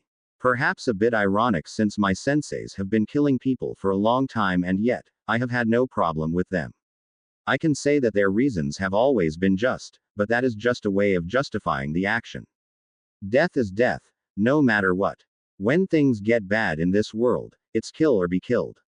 But I don't want to live in such a world. I wanted a happy world. It is sad that I will never get to see though. I will be doing the very thing I have hated seeing. I must plunge this world into darkness, and betray the precious friends who have accepted me. Any normal person would have a difficult time in grasping this world thing, Kyubi. You don't have the same emotions as I do and you don't value humans as I do. Another irony in that, Naruto said, but he didn't say anything further on it. I guess being human is what brought you back into the village. However, when the thought first came, you seemed confident of following it through. Perhaps seeing these people again has caused a change in your heart, Kurama said. He was most concerned about seeing the seal become loose rather than Naruto's emotional struggles. It didn't kill him to be nice, and encourage the blonde to go on his killing spree. Perhaps he was trying to banish the thought that he had become a little familiar with the blonde since his near escape from the seal when that perverted Sannin loosened the seal. Kurama would always curse himself for enjoying himself too much with the Sannin that he ended up being sealed once more without escaping. Naruto had been willing in letting him take the body. In any case, the blonde had come to with a miserable look on his face and yet, he didn't throw a fit at him or blame him for the near death of his sensei. It was true that the experience changed the blonde, but Kurama had expected the blonde to come out guns blazing with hate, but there had been none of that. Kurama had been surprised, but he should have expected it. It was something typical of the naive brat he had known.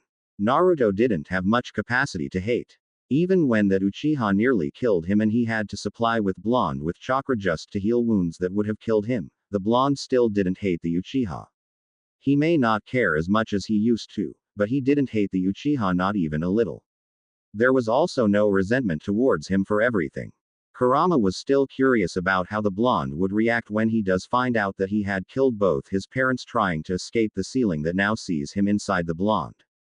Not just being human but kindness. Naruto paused for a long minute before speaking. I must throw it all away. I don't know if it will be possible to throw the kindness away, but if I don't, this journey will break me. Well, I wouldn't mind if that happened. Kurama stated. You lose it. I will end up getting out a bit more often than being locked up in this cell. Naruto smiled. You're not going to stop being honest about your attempt to flee from the scene, are you? Why should I? Naruto shook his head. That is something you desire and something I won't give to you. This is a sin that I must commit because I need your power. It is important for my survival. If I cannot survive, then all the agonizing thoughts I have heard until now would have been for nothing. It is important that I survive. No matter how painful it will be for me, I must bear it all. Not long ago, I was fighting for appreciation from this village which has snubbed my existence. But it was that experience that led me to conclude that regardless of the reason, when people have something in common to work towards, they really do stick with each other in unity. These people were united in their hatred for me and fear of you. Soon, they will resent me once more and it will be deserved. That will wound me but I must still survive. The only thing that will likely kill me before anything will be my emotional state. If I cannot control what I feel, I will not survive, but I'm sure you will be happy. An insane host will make it easy for you to break free from your shackles.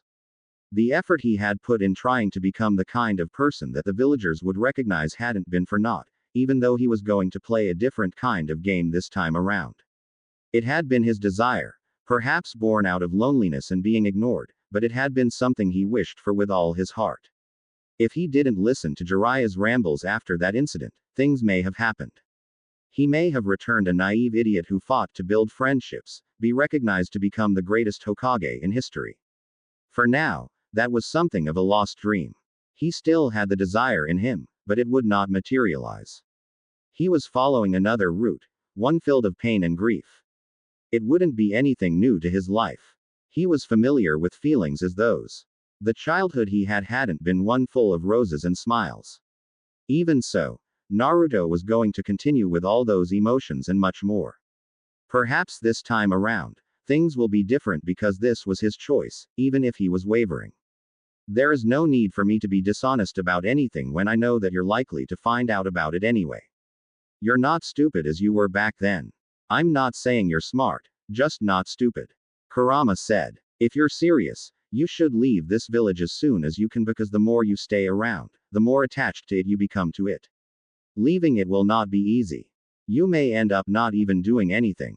Naruto stared into the sky for a couple of moments as he thought of something Haku said. It was when one had something precious to protect that they became much stronger. Not the exact words, but it went along those lines. What was precious to him? Was it friends or the ideal that he would bloody his hands in zeal for it to become a reality? The Uzumaki shook his head as the only picture that came to mind was that one of the friends he treasured. Perhaps this was why he was calling this a betrayal of his friends, more specifically, his feelings. Foundation Hideout. Sai was kneeling before his master, ready to deliver his report. Danzo standing along a passage within a dark place of the hideout. He had been on his way to attend some other business with some people before Sai came along. He assumed it had something to do with the Uzumaki since that was his primary mission. Still, he wasn't expecting a report into the matter this time around. They had to first go on a mission, and given Sai's difficulty playing the part like those emotional shinobi out in the village, he had expected things to be difficult. Even with that difficulty, he didn't expect things to fail. Failure wasn't an option for his people. What is it? Naruto is different from what we know, Danzo-sama. He is like a completely different person from the notes I received about his character. Sai said in a firm tone just to emphasize his point. The notes he had studied were proving to be useless because nothing in them compared to the Uzumaki he had to deal with. Danzo raised a ghost eyebrow. He wasn't surprised, just curious. The blonde person who was famous for being an idiot and loudmouth brat had grown. The former Uzumaki was nothing more than a waste of the Kyuubi's chakra. He was a Jinchuriki, yet, he could not control the power under his command. Not to mention he was pathetic for a Jinchuriki. There was no doubt in Danzo's mind that in that level, Naruto wouldn't have stood a chance against any other Jinchuriki. He would not take into account the fact that the blonde did manage to defeat a fully transformed tailed beast along with the help of the toads. The Jinchuriki of Shukaku was a different matter. Danzo was still willing to give the blonde some credit for his efforts nonetheless. The result had surprised even him, even though no one refused to believe it. His people had seen it, so had Anbu. Getting back on the subject at hand, Danzo spoke to Sai. What is it that you have learned? Not much about his abilities, but he is powerful and not stupid. He won't just jump into a fight. I have tried to provoke him into a fight twice, but he has rejected those advances. I still don't know anything about his strength as a Jinchuriki, that is something he never talks about. Sai said. If you were to meet him, you'd perhaps be able to see some things that I am not able to see. He knows that I am from you and doesn't seem to hold that lightly. Danzo narrowed his eyes slightly. The blonde had been training with Jiraiya. The Sannin was knowledgeable. If Jiraiya felt that Naruto was ready, he would have told him most things he knew about the hidden leaf. Part of taking in an apprentice was sharing with them the wealth of knowledge you possessed. He wasn't going to do something as to meet the blonde at this stage. Tsunade wasn't as movable as the Sandaime. She had her moments of playing things hard even though she was like her sensei. Her temper made her a bit uncontrollable, and it would be difficult to calculate the risks involved if she found out that he was meeting Naruto, the person she seems to hold dear more than anyone else in this village. I will send someone else to confirm what you have said and then decide which action to take. Continue with your observations in the meantime. Hi. A couple of days later. Hokage office. Tsunade didn't have the same smile as she had when Naruto returned to the village. There was no love for the blonde that had suddenly decided to pack its bags and leave her heart. She still loved the brat who brought her back to this village. Perhaps it was out of concern for his mentality that she was sitting in this office, staring at him with a long expression on her face. Aside from doing some chores as missions, Naruto's presence in the village was never felt by anyone. Even some of his friends mentioned that the only time they got to see him was when he was having his lunch at Ikaraku Ramen. That was the only place he made regular appearances at. With Kakashi out of the village, she didn't want to take Team 7 out for a mission because of these new changes in Naruto. Yamato didn't know Naruto as much as Kakashi did. When the blonde was being like this, he needed a leader who understood him better than someone who would react instinctively to things that would not trouble anyone. If a situation came to that, it would cause some troubles. Aside from that, Tsunade was worried. This wasn't the same Naruto that she knew. She had been struggling to grasp it when he returned and even when Jiraiya said that he had changed. She had thought that once he spent a couple of days with his friend, he would be all right, but there was no change. If anything, things were getting worse. Naruto had been meeting with his friends back then, but now he was no longer doing so. The only time they could talk to him was when he was having his lunch at Ikaraku Ramen. Sakura saw him for morning Team 7 exercises, but that was that. Any invitations for doing something were humbly rejected. I'm sorry for calling you out like this on your day off, Tsunade said. Naruto shook his head. I was actually just chilling at the hot springs listening to the sound of steaming water. I don't know, ever since Jiraiya-sensei showed them to me, I have come to enjoy how relaxing they are. Of course I like it better when it is just me alone. Given that you're his student, I thought you'd be more than willing to have time out in them with girls or just peep like him. Naruto smiled. Don't compare me to that pervert, he said in a light tone. I may be his student, but I don't have his tastes. Yeah, Tsunade said with a snort. Says the brat you invented a perverted jutsu. Naruto couldn't help but laugh at the thought of his jutsu. That jutsu has worked wonders, ya know, I mean, it worked against the old man and many other shinobi. Tsunade shook her head as she responded in a very strong tone. That was because the Sandaime was a pervert. Whilst he was graceful about it, Jiraiya doesn't hide it. She said. In any case, it is good to see you smiling. You hardly smile these days. Naruto wasn't going to tell Tsunade that there was just a lot for him to think about because he knew she would come back with so many questions that he would not want to answer. Knowing the woman, she would insist, and perhaps even use the threat of violence as a way to get him to talk. I have my moments, Naruto said in a calm tone. But you need not worry about me. I'm just one of the many that you must look after in this village. Besides, if Jiraiya-sensei was here, he'd tell you not to worry about a damn thing. Tsunade couldn't disagree with that. The Sannin never seemed to worry about Naruto, well at least in front of her. In any case, he had told her not to worry. Even though Naruto has changed, there was nothing to worry about. Did he tell you when he will return? Naruto shook his head. During the last year of our training trip, he'd disappear for weeks. It was mostly keeping in track with his spy network. Well, he also doesn't like staying at one place. Naruto said. He is more concerned about the Akatsuki. For some reason, he hasn't been forthcoming about details when it comes to them. But knowing him, he could be laughing madly in the company of some ladies boasting about his greatness. Tsunade blinked as the thought of a grinning Jiraiya appeared in her mind. The woman shook her head, muttering. That damn pervert. After a couple of moments of silence, Tsunade spoke once more. Well, I'm glad that you've grown though. At this stage, I won't have to worry much with you succeeding me, she said with a large smile.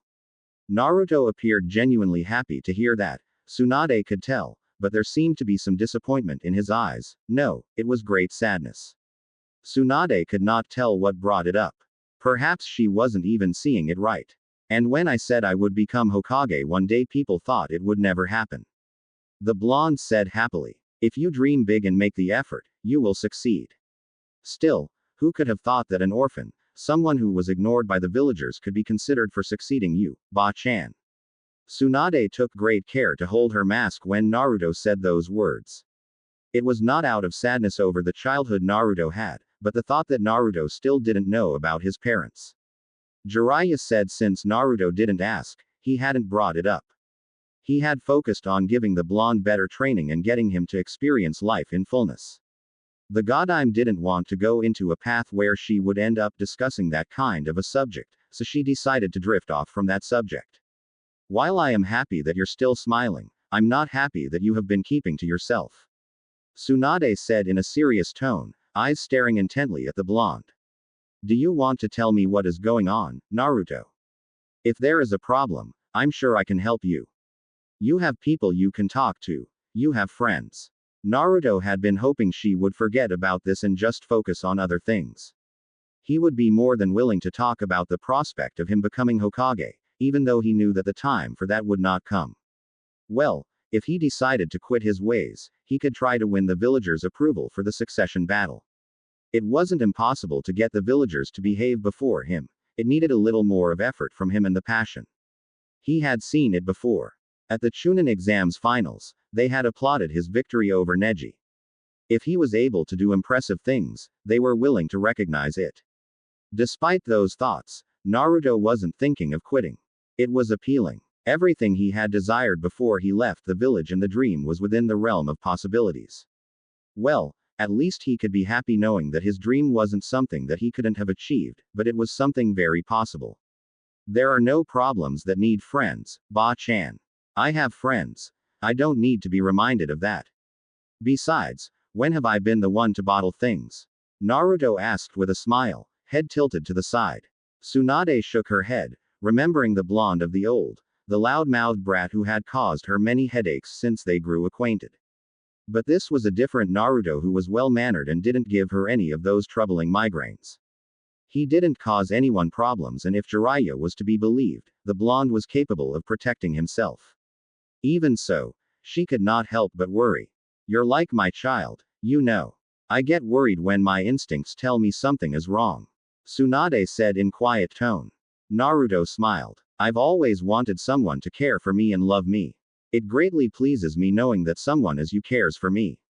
But it also greatly hurt him knowing that he would have to betray these people who care for him. Even though he was smiling happily, Naruto was full of tears in the inside. Perhaps the Kyuubi was right, he shouldn't have come back to this village because this was making things difficult for him. It was not the second thought, but the pain that followed the first thought. I'm happy to know that you care. Naruto said once more. I'm going to the forest of death to release my thoughts. There might be some noise, please don't mind it. Tsunade raised an eyebrow. She wanted to observe something like that. The request was curious, but she wanted to see what he would be doing exactly that could make so much noise that she would need to worry about things. Naruto didn't really show of his abilities, so when he would be showing them, she would really get to know what Jiraiya meant by saying that the blonde could protect himself against enemies. What exactly are you going to be doing that will make noise? Naruto smiled innocently. Some things, he said. Tsunade shook her head. She couldn't go there by herself, but she would send someone over to watch the blonde. Training Ground 44. The forest did have its frightening moments, but it wasn't anything that scared the adults away. There were some dangerous animals that could take on a genin and butcher him to death, but for someone like him who has experienced battles, he would have slipped up for an animal to get the jump on him. The forest was nevertheless a good place to train. Naruto was standing in the middle of trees, Sage mode already activated. He could not last forever in this mode, but there was a way through clones of making him go longer. There were no risks involved in the process even. Senjutsu was good for the body and mind, only if you knew how to use it. Other people who tried to absorb this chakra for their use would turn into frogs. One thing he enjoyed about Senjutsu was the heightened senses.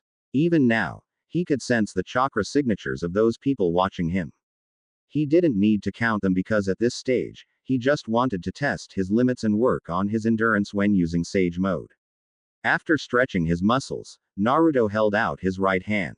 On the palm of his hand, a Rasengan began to form. The jutsu quickly took shape within a couple of seconds. It was when that it started taking another form.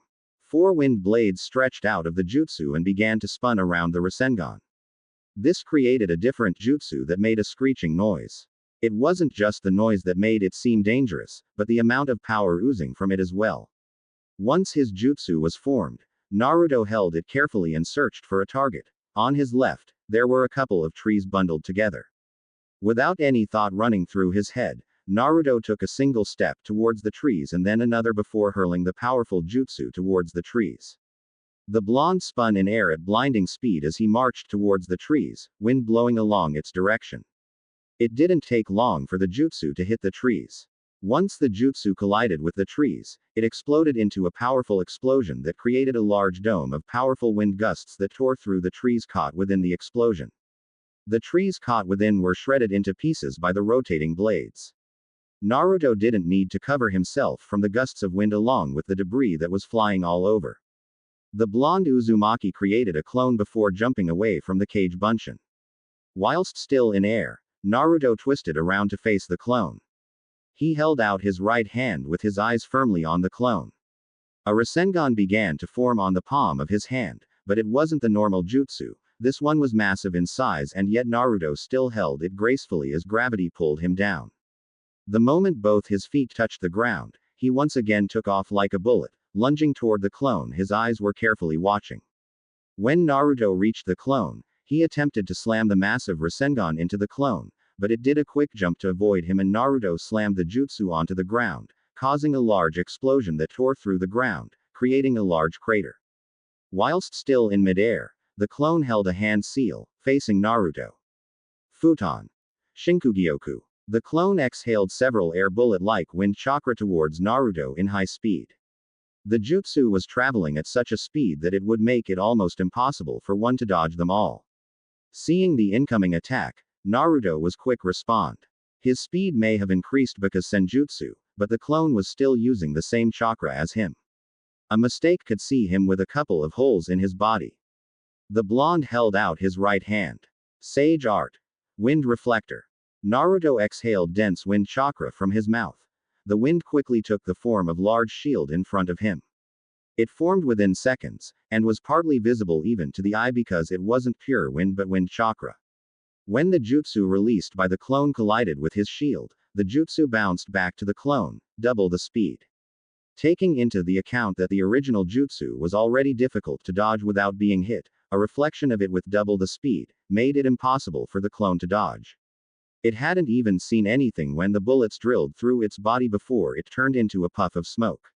Sensing chakra movement, Naruto twisted around to see what was attacking him. He didn't have a problem with the people attacking him at this moment because he could use someone who could be the object to take out his frustrations. A large black and white tiger was in midair, lunging towards him with its teeth bared and paws ready to slash across his face. Naruto's mask didn't change as he raised his right hand toward the tiger. He waited until it got closer. When it was just inches away from his hand, he flicked his index finger, muttering a few words. The tiger exploded into blank ink a second later. Naruto raised an eyebrow when the ink started falling on him. It started spreading as if it were alive. It was then that he recognized a formula within the ink. He might not be a sealing master, but he had enough experience with seals to recognize a sealing technique when he saw it. The blonde looked up when Danzo flashed into view along with his agents, Sai along with him. Are you sure the seals will hold, Sai? Danzo asked calmly as he watched the still Naruto. Yes. It should seal off the Kyuubi's chakra as well as his chakra.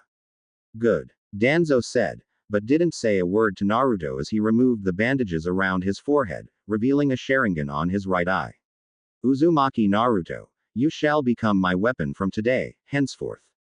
Naruto didn't have any experiences with Danzo, but Jiraiya had warned him when he was telling him about the dark side of Konoha. The Sannin hadn't been wrong to warn him of the War Hawk. Sai had been brought into Team 7 in order to spy on him, and now that the teen has done so and brought some valuable information, the man was trying to make him his weapon. It was ridiculous. He had much to achieve in this world to be turned into a mere weapon of Danzo. The man was up to no good and Naruto wasn't going to allow himself to be used like that. He had his dreams and this man would not stand in the way, no matter what. Naruto, if you're not going to kill him, we need to get out of here. I'm getting a bad vibe about this. He could never mistake the Sharingan's intent to cast genjutsu on him. He had been in the same situation not once but twice and he would not be manipulated by those cursed eyes the third time. He was even willing to pump chakra worth 6 taels for Naruto's usage just for him to wreck Danzo. He would not forgive those cursed eyes, or as Madara put it simply, blessed eyes. If Naruto was controlled, he would also fall in the same shoes. This time around, he was going to avoid it because this time around, he could do something about it. I'm getting that feeling as well. Naruto responded calmly. He had trained hard enough to sense malicious feeling.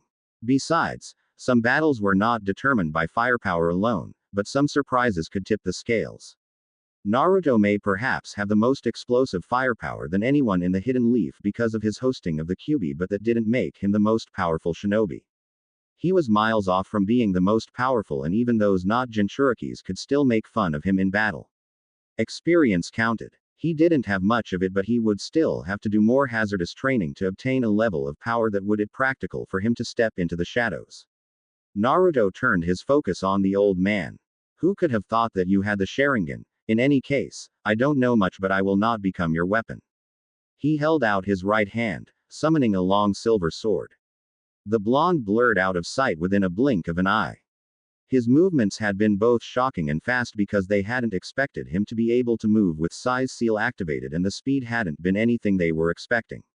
Naruto appeared in front of Danzo, his sword speeding through the air, heading straight towards the Sharingan the man had exposed. The Warhawk's expression did not change, but he was sweating in the inside because that wasn't something that he could dodge if he allowed it to hit him. No, it wasn't that he would have allowed it, there was just nothing he could do. The movement had just been ridiculously fast that even though he still had the Sharingan to predict movements, he couldn't move his body. At least he believed that his precious agents would come to his rescue. They would use their bodies to protect him. He was their master and the one with the plans after all. Because of this belief, Danzo didn't waver, not even for a second, even though he was sweating. A Nei agent flashed between Naruto and Danzo, his back facing the blonde. Naruto's sword was headed straight towards the back of his head. Within a second, the sword cut through his head as if it was piercing, cutting through flesh. The sword cut in the blink of any eye, and a second later, the top half of the man's head rolled over to the side. Naruto didn't look too much into the blood that followed shortly. He wanted to move towards Danzo but halted for a moment as he sensed the other agents making moves towards him.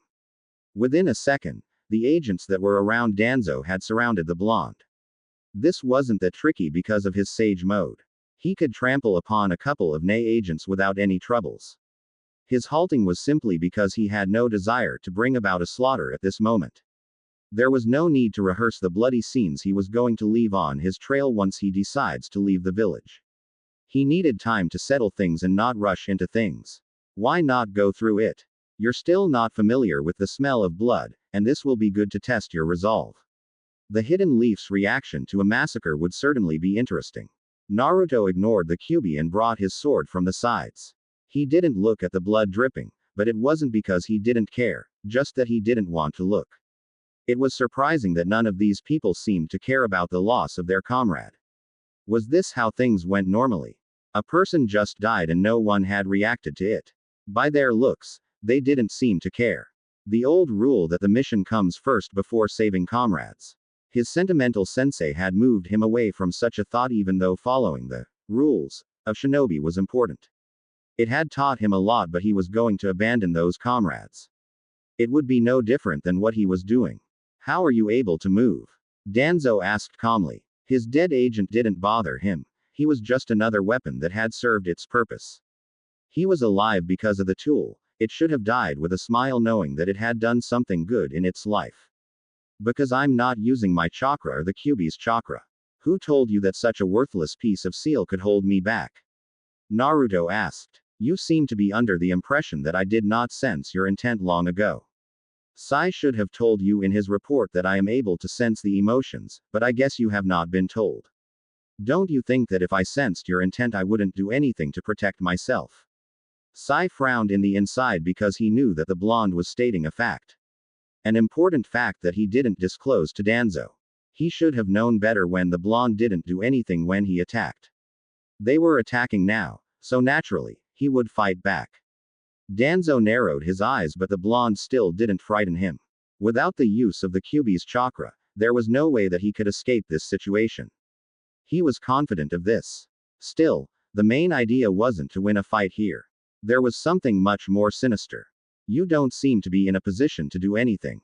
Danzo stated calmly. That is what you think, Naruto said.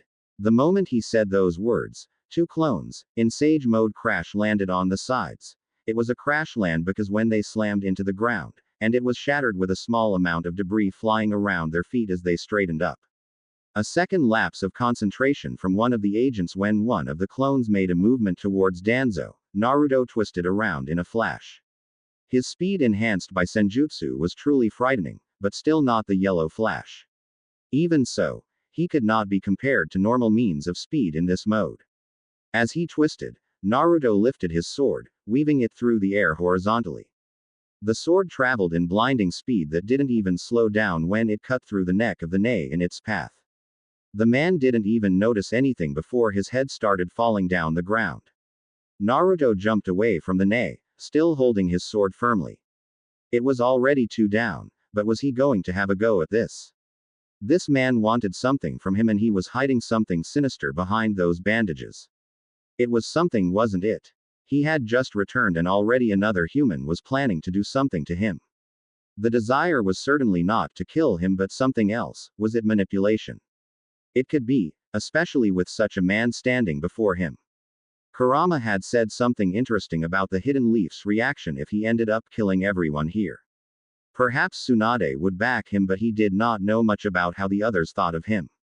But if it was the Danzo squad, they would certainly fight for him to face some sort of punishment. Well, Tsunade would have the final say in everything. Whilst the blonde was still lost in his thoughts, the Foundation Anbu surrounded him once more once his clones dispersed having served their purpose of distraction. Naruto cleared his thoughts and turned his attention on his surroundings. People who did not have good intentions towards him surrounded him. The motive may not be to kill him but it was certainly not going to be good for him and it didn't mean they would not break a couple of his bones if he resisted the charge.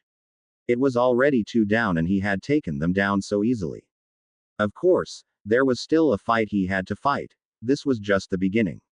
Although he had already taken 2 down, the others didn't appear to be unnerved by this. Their body language spelled indifference. Naruto put away his blade and faced one of the agents but spoke to Danzo. What are you really after, Danzo? You say weapon, but there seems to be another hidden agenda. The blonde asked in a calm tone, barely audible. There was no anger in his tone, just curiosity. I heard you tried to turn me into a weapon when I was still younger, but I don't think I have ever done anything. Then again, I did nothing to the Hidden Leaf to warrant their hatred towards me. A sad story that was, but it was all in the past. He could not forget it, but it was something that he could not go about thinking too deeply about. Fishing for information, Danzo said with narrowed eyes. Are you giving up the fight? Naruto shook his head twice. A somewhat sad and bitter mask slipped into his face as he did so. The blonde closed his eyes for a moment before holding out both his hands. When his eyes opened, they were sharp and appeared to have a raging storm behind them. His enemies sensed chakra and moved quickly. 2 jumped away along with Danzo and 2 more cut the distance between them and him.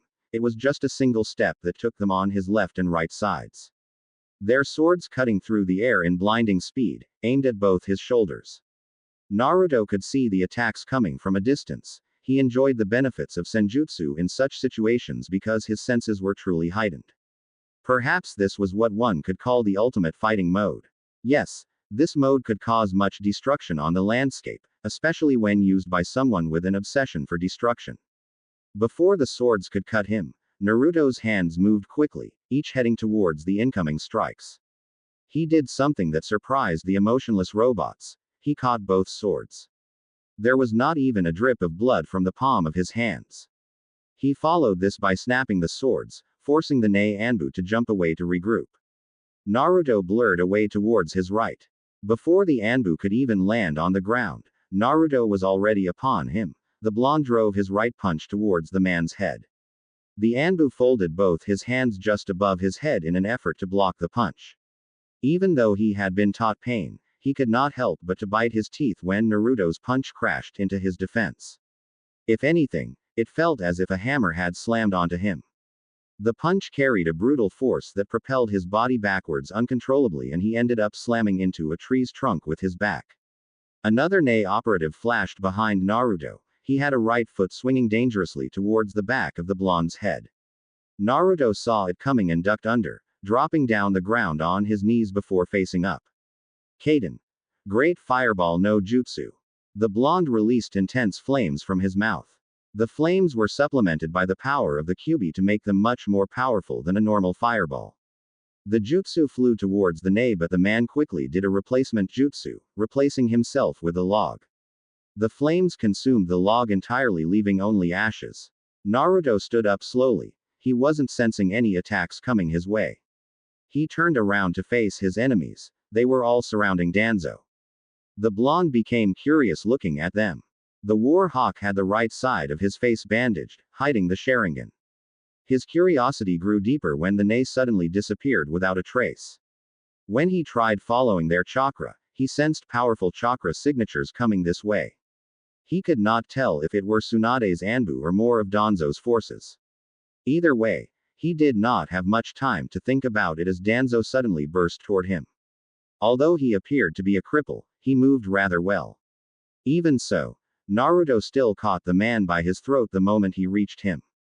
The blonde lifted the man with his hold, making it difficult for him to breathe. Something is very wrong in this picture, Naruto said in a dangerously low tone. Yes, he could not deny that there was an uncomfortable feeling creeping through his spine. Before the man could say anything, more guests arrived at the scene. Uzumaki Naruto, what are you doing?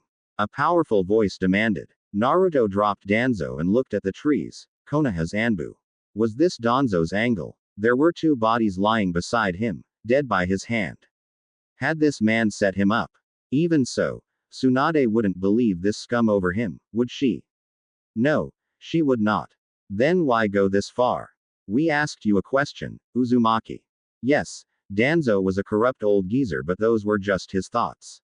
In the eyes of many, Danzo was a respectable elder of the Hidden Leaf. It would certainly paint a crippling image about him if it was said that he attacked the man. But that couldn't be Danzo's angle, could it? What would he gain by doing something like that? Naruto looked down at Danzo with narrowed eyes instead of answering the question. Was this your plan? Danzo acted as if he didn't hear anything and got up from the ground. My bodyguards are dead, he killed them. I don't know for what reason, but he also wanted to kill me. The war hawk stated with a straight face. He walked over to Naruto before he whispered. Tsunade may back you, but there will always be a doubt regarding your actions the moment it's something that sounds bad.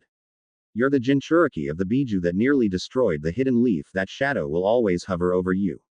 The man said before turning to address the Anbu.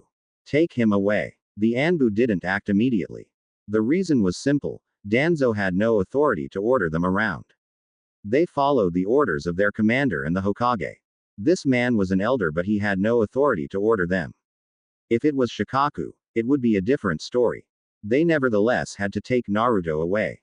Protocol was protocol. Strictly speaking, they had to give Danzo the benefit of the doubt. Of course, they weren't taking Danzo's word as it was. They were Anbu. They would get to their own conclusions. Protocol, however, required that they take the blonde away. There would not be a need, but since he was treated as a flight risk, he needed to taken away. Uzumaki Naruto, you will come with us. The Anbu said as they walked towards the blonde Jinchuriki. You will have to come with us to the Hokage Tower, Danzo-sama.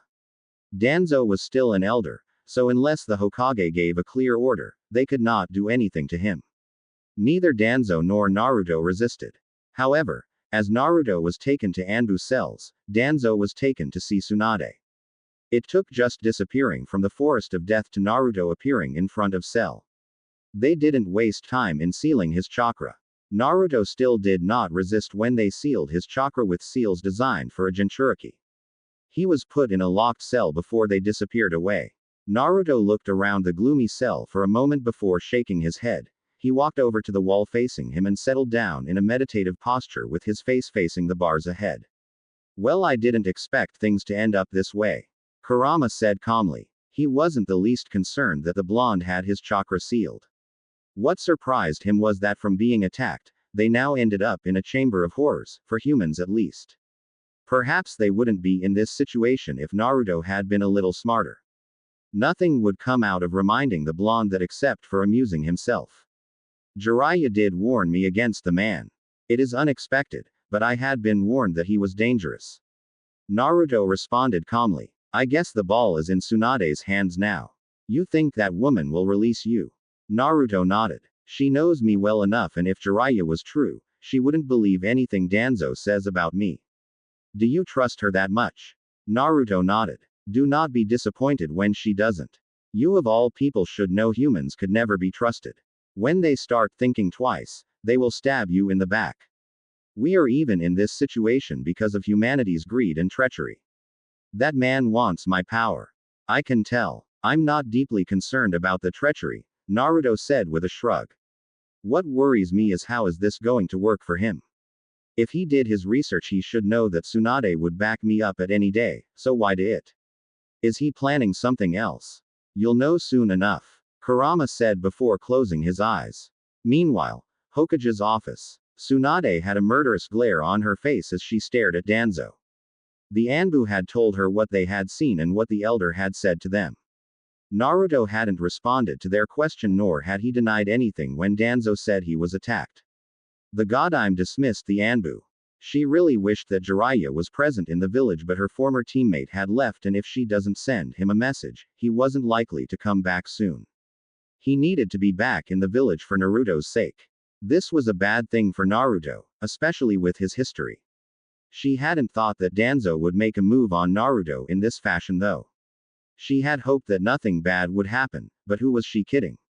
Nothing ever went according to plan in this world. Things were always moving in another way, nothing ever going according to plan. At the moment, she just wanted to pummel the man down the ground and perhaps send him over to the other world. He was a relic of the past that shouldn't be living at this time and age. Yet, Tsunade had to hold her rage down before doing something reckless. If she did so, it would only add fuel into the fire, and that would definitely go back to haunt Naruto. Why couldn't you just leave Naruto alone? He just returned and the villagers were not looking at him in the same way as they did before he left. Tsunade was remarkably calm. Why couldn't I leave him alone? What are you talking about, Tsunade? Your Jinchuriki attacked me when I went to greet him. He killed 2 of my men, and had it not been for the Anbu showing up, he would have killed me as well. Tsunade snapped. Her fist slammed onto her desk, nearly shattering it. Her killing intent rose dramatically, yet Danzo remained unnerved. Enough with your nonsense, Danzo. She shouted angrily. Anbu, get me Inoichi. It took about 2 minutes for Inoichi to be brought before the Godime. The Yamanaka didn't get to even say the first words as the Godime went on with the order the moment he appeared. Danzo has accused Naruto of trying to kill him. Take him away and prove what he is saying. Just to make sure that nothing gets out of hand, I want the village secured. Inoichi looked surprised with the command he was being given. To him, it was the same as being given the order to search the minds of his fellow clan hands. I'm fine with it, Danzo said as calmly. The moment the War Hawk said those words, Tsunade's anger disappeared. Had she been stupid and blind, she would not notice that something was very wrong in the picture. The fact that Danzo was willing to allow Inoichi to get into his head was seriously troubling. It spelled danger, and for a moment she thought of allowing the man to walk free, but her curiosity got the best of her. Take him away, Inoichi. I want a response as soon as possible, Tsunade said. Hi, Hokage-sama. Inoichi managed some resolve before accompanying Danzo to the Torture and Intel division. Once they were gone, Tsunade settled in tense silence, trying to understand the situation. If Danzo was going willingly, there was no option of his Rinnegan trying something funny. Even so, this was a serious problem in itself.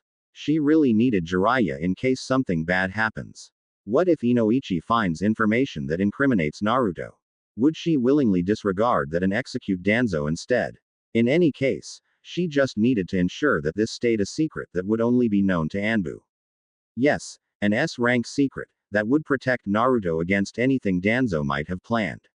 She could just order Inoichi to seal the report and free both Danzo and Naruto. Later, Anbu cells. Naruto's eyes opened slightly as he sensed a presence before the cell. The infamous Ibiki was standing before his cell. He could remember the man from the Chunin exams, but aside from that, the man was known for his torturing skills. Fearsome skills, he could say. Pain wasn't something that Naruto feared.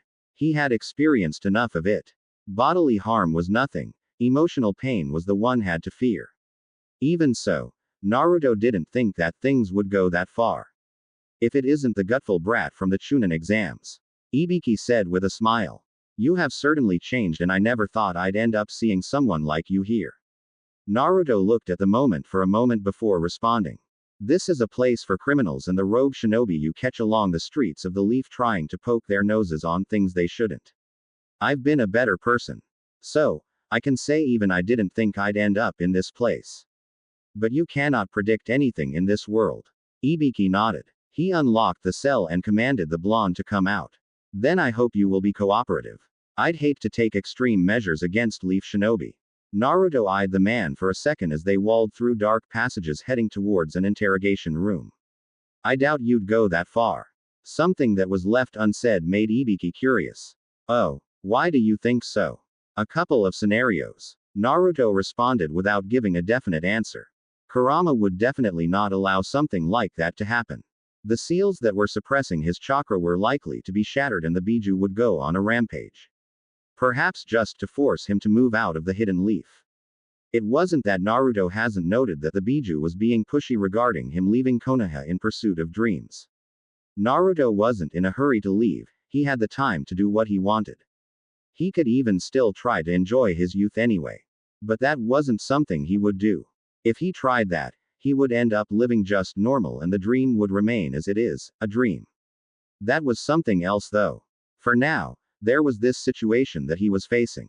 He had taken much time to think about it and it didn't appear as if things were going to turn out perfectly for him. He hasn't even seen Tsunade before him. The woman has not said anything nor has she bothered appearing before him. Not for a moment did he think she just didn't know. He wasn't that naive. Well, at least he was going to be questioned. Perhaps he would get to find out more about Danzo's angle in all these.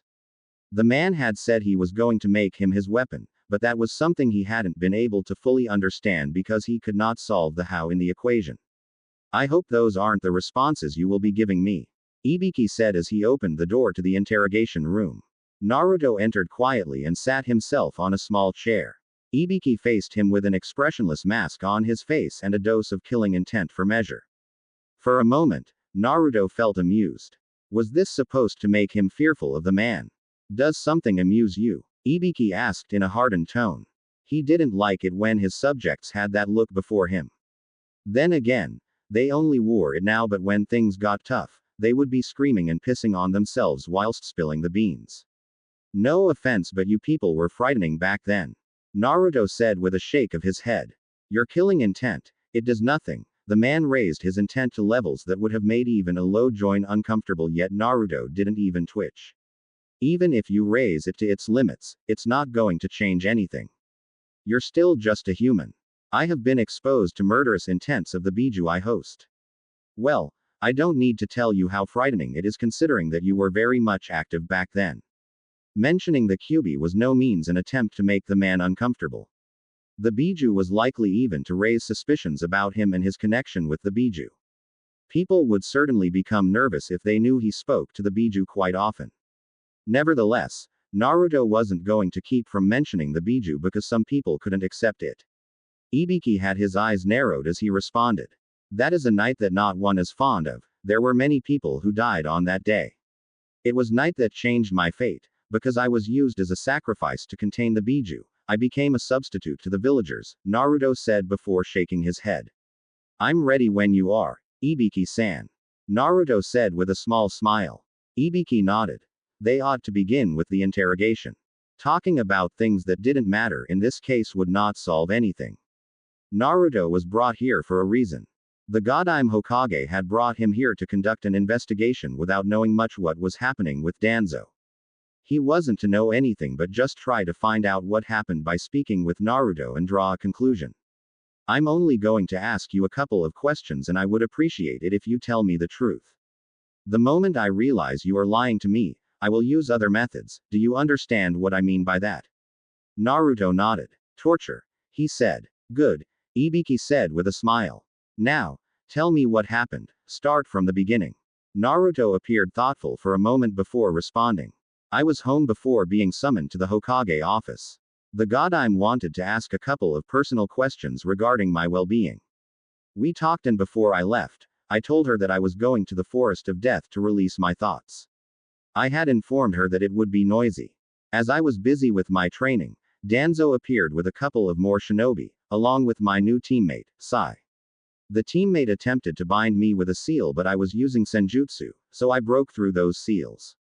Before that, Danzo stated that he wanted to make me his weapon. I don't know what happened, but I attacked. Killed two with my sword, but then the others disappeared without a trace, leaving me with just Danzo. He charged and I grabbed him by the throat. That was when the Anbu appeared. Did he just leave out the part about Danzo's Sharingan? Naruto was surprised at how he was able to leave that out without blinking an eye. Ibiki took a couple of notes before staring at the blonde deeply. Make you his weapon. What do you think he meant by that? I don't know. I tried asking, but he didn't respond to the question. But considering that he attempted to seal my chakra, I can only guess that it involved trying to brainwash me. Naruto said. He didn't seem to believe the brainwash part, a fact that Ibiki didn't miss. Are you aware that he did try to get you to be trained by him when you were younger so that you could become the perfect weapon for the hidden leaf? Jiraiya did warn me about him, so I wouldn't find it hard to believe. The power of the Kyuubi is something attracting to people who are obsessed with power. They would not waste time doing anything to get their hands on it. Naruto said, a bit indifferently. Ibiki took note of the indifference before asking his next question. Who was the first to attack? From what you said, it doesn't appear as if even though they had attempted to seal your chakra, they attacked first. I surprised them by attacking first when it became obvious to me what they meant. No good intentions. Naruto said calmly. At that point, not attacking when the opportunity had presented itself would have been a mistake on my part and I may have regretted it. Ibiki stared. Is there anything you're leaving out? Naruto shook his head. I think that's about it. He said. He knew that they would not try to get into his head. Entering the head of Jinchuriki with the Yamanaka techniques was a dangerous risk. If he was a corpse then, it would be fine, but he was still kicking at the Biju within could interfere with the process. I see. The man said before closing his notes. He stood up and told Naruto to do the same. However, he allowed the blonde to walk ahead of him just to avoid any nasty surprises. He was aware that the blonde wasn't restricted in his movements, so taijutsu or using a knife to attack him was very much possible. As they walked within the dark passages, Ibiki asked out of curiosity. From what I know, your relationship with the Godime Hokage is almost like that of family. Why didn't you ask about her, or what she thinks about this? Naruto shrugged. At this stage, it is her duty as the leader of this village that must come first. Personal feelings aside, the blonde said. What? Does she have a message for me? Yes, Ibiki said with a nod. She said you must hold on as she tries to conduct things professionally. Most prisoners are usually bound so that they can't even move, but you have your full mobility. Well, there hasn't been any need since you didn't even fight when the Anbu brought you here. I hope you will continue to behave. Naruto smiled. I have manners, he said. Ibiki returned the smile. Yes, says the brat who used to paint the Hokage monument. He said before locking the blonde once more. Once Ibiki was gone, Naruto settled into a meditative pose once more. You mentioned some things you shouldn't have mentioned. Kurama was quick to say the moment the blonde closed his eyes. I know, but I want to see how Tsunade will respond to it. Ibiki surely took notice of it. At this point, I just want to see how people react to this kind of things. Naruto responded calmly. For now, I will just have to wait and see what will happen. Foundation bases. Danzo could not be more satisfied than he was at his grand scheme. Everything had fell into place so smoothly he almost felt like giving himself a pat on the back for a job well done. Of course, he'd just remained expressionless in the face of a good worked plan bearing him much fruit. Tsunade wasn't much of a problem, at least now when he had all the cards in his hands. Yes, things have never looked so pleasant since the Sandaime Hokage came into power, denying him of his rightful place at the Hokage Tower. That mantle was his and he would not go away from this world without sitting on it. Naruto was the key around this time. The blonde had proved to be powerful, it pleased him massively. He had been a disappointment and a failure for a Jinchuriki before he left the village, but now he was proving his worth. Of course, that made him pleasing to the War Hawk. If he could get his hands on the Jinchuriki and paint him black, things would work out well for him. There would be no one to stand in his way with the power of the most powerful Biju. Tsunade wouldn't do anything, especially with the way he set up things. Any public action against him would result in a massive outrage from the villagers. They loved her, but they also resented the Kyuubi and by extension, Naruto. If his message strikes the hearts in the way he wants it, they would surely not accept it if he gets punished whilst the demon gets away with killing 2 innocent members of his unit. When Sai appeared before him, Danzo gave his instructions. You should stay away from the light, for now at least. Naruto is going to tell them everything and they will believe him without getting into his head. I believe that they would not carelessly enter his head knowing that he is a Jinchuriki. In any case, until things settle down and Naruto joins the dark side of things, you will no longer involve yourself in Team 7, Danzo stated calmly. I do, however, have a mission for you. Sai merely waited patiently. He would move when the man before him commanded. He was but a tool after all. With how things were now, he doubted there was even going to be a Team 7. Sasuke didn't look like he was going to come back, and with things their way they were, Naruto could not live within the light freely. He would have to be somewhere he could not be seen by the villagers, such as in Anbu. I cannot allow Orochimaru to take Sasuke's body. He hasn't been forthcoming about the Uchiha's growth, but I have been hearing some things. You are to go to a location. You will be given to meet with someone from Orochimaru for an exchange of information. Once that is done, send the message back and try to locate Sasuke. Don't go in, locate him, observe and then return. Hi, Danzo-sama. What was left now, was what? Yes, Jiraiya was going to come up with something and no doubt Tsunade wouldn't let this go.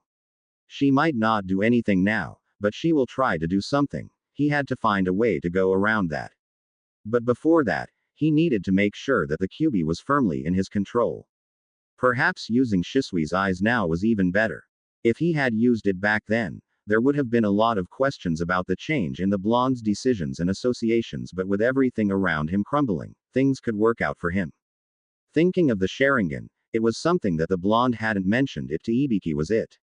If he had suggested so, Tsunade would have had her Anbu try to remove the bandages on his head. Of course, if things had come to that, they wouldn't have found anything because he had accounted for that in his planning.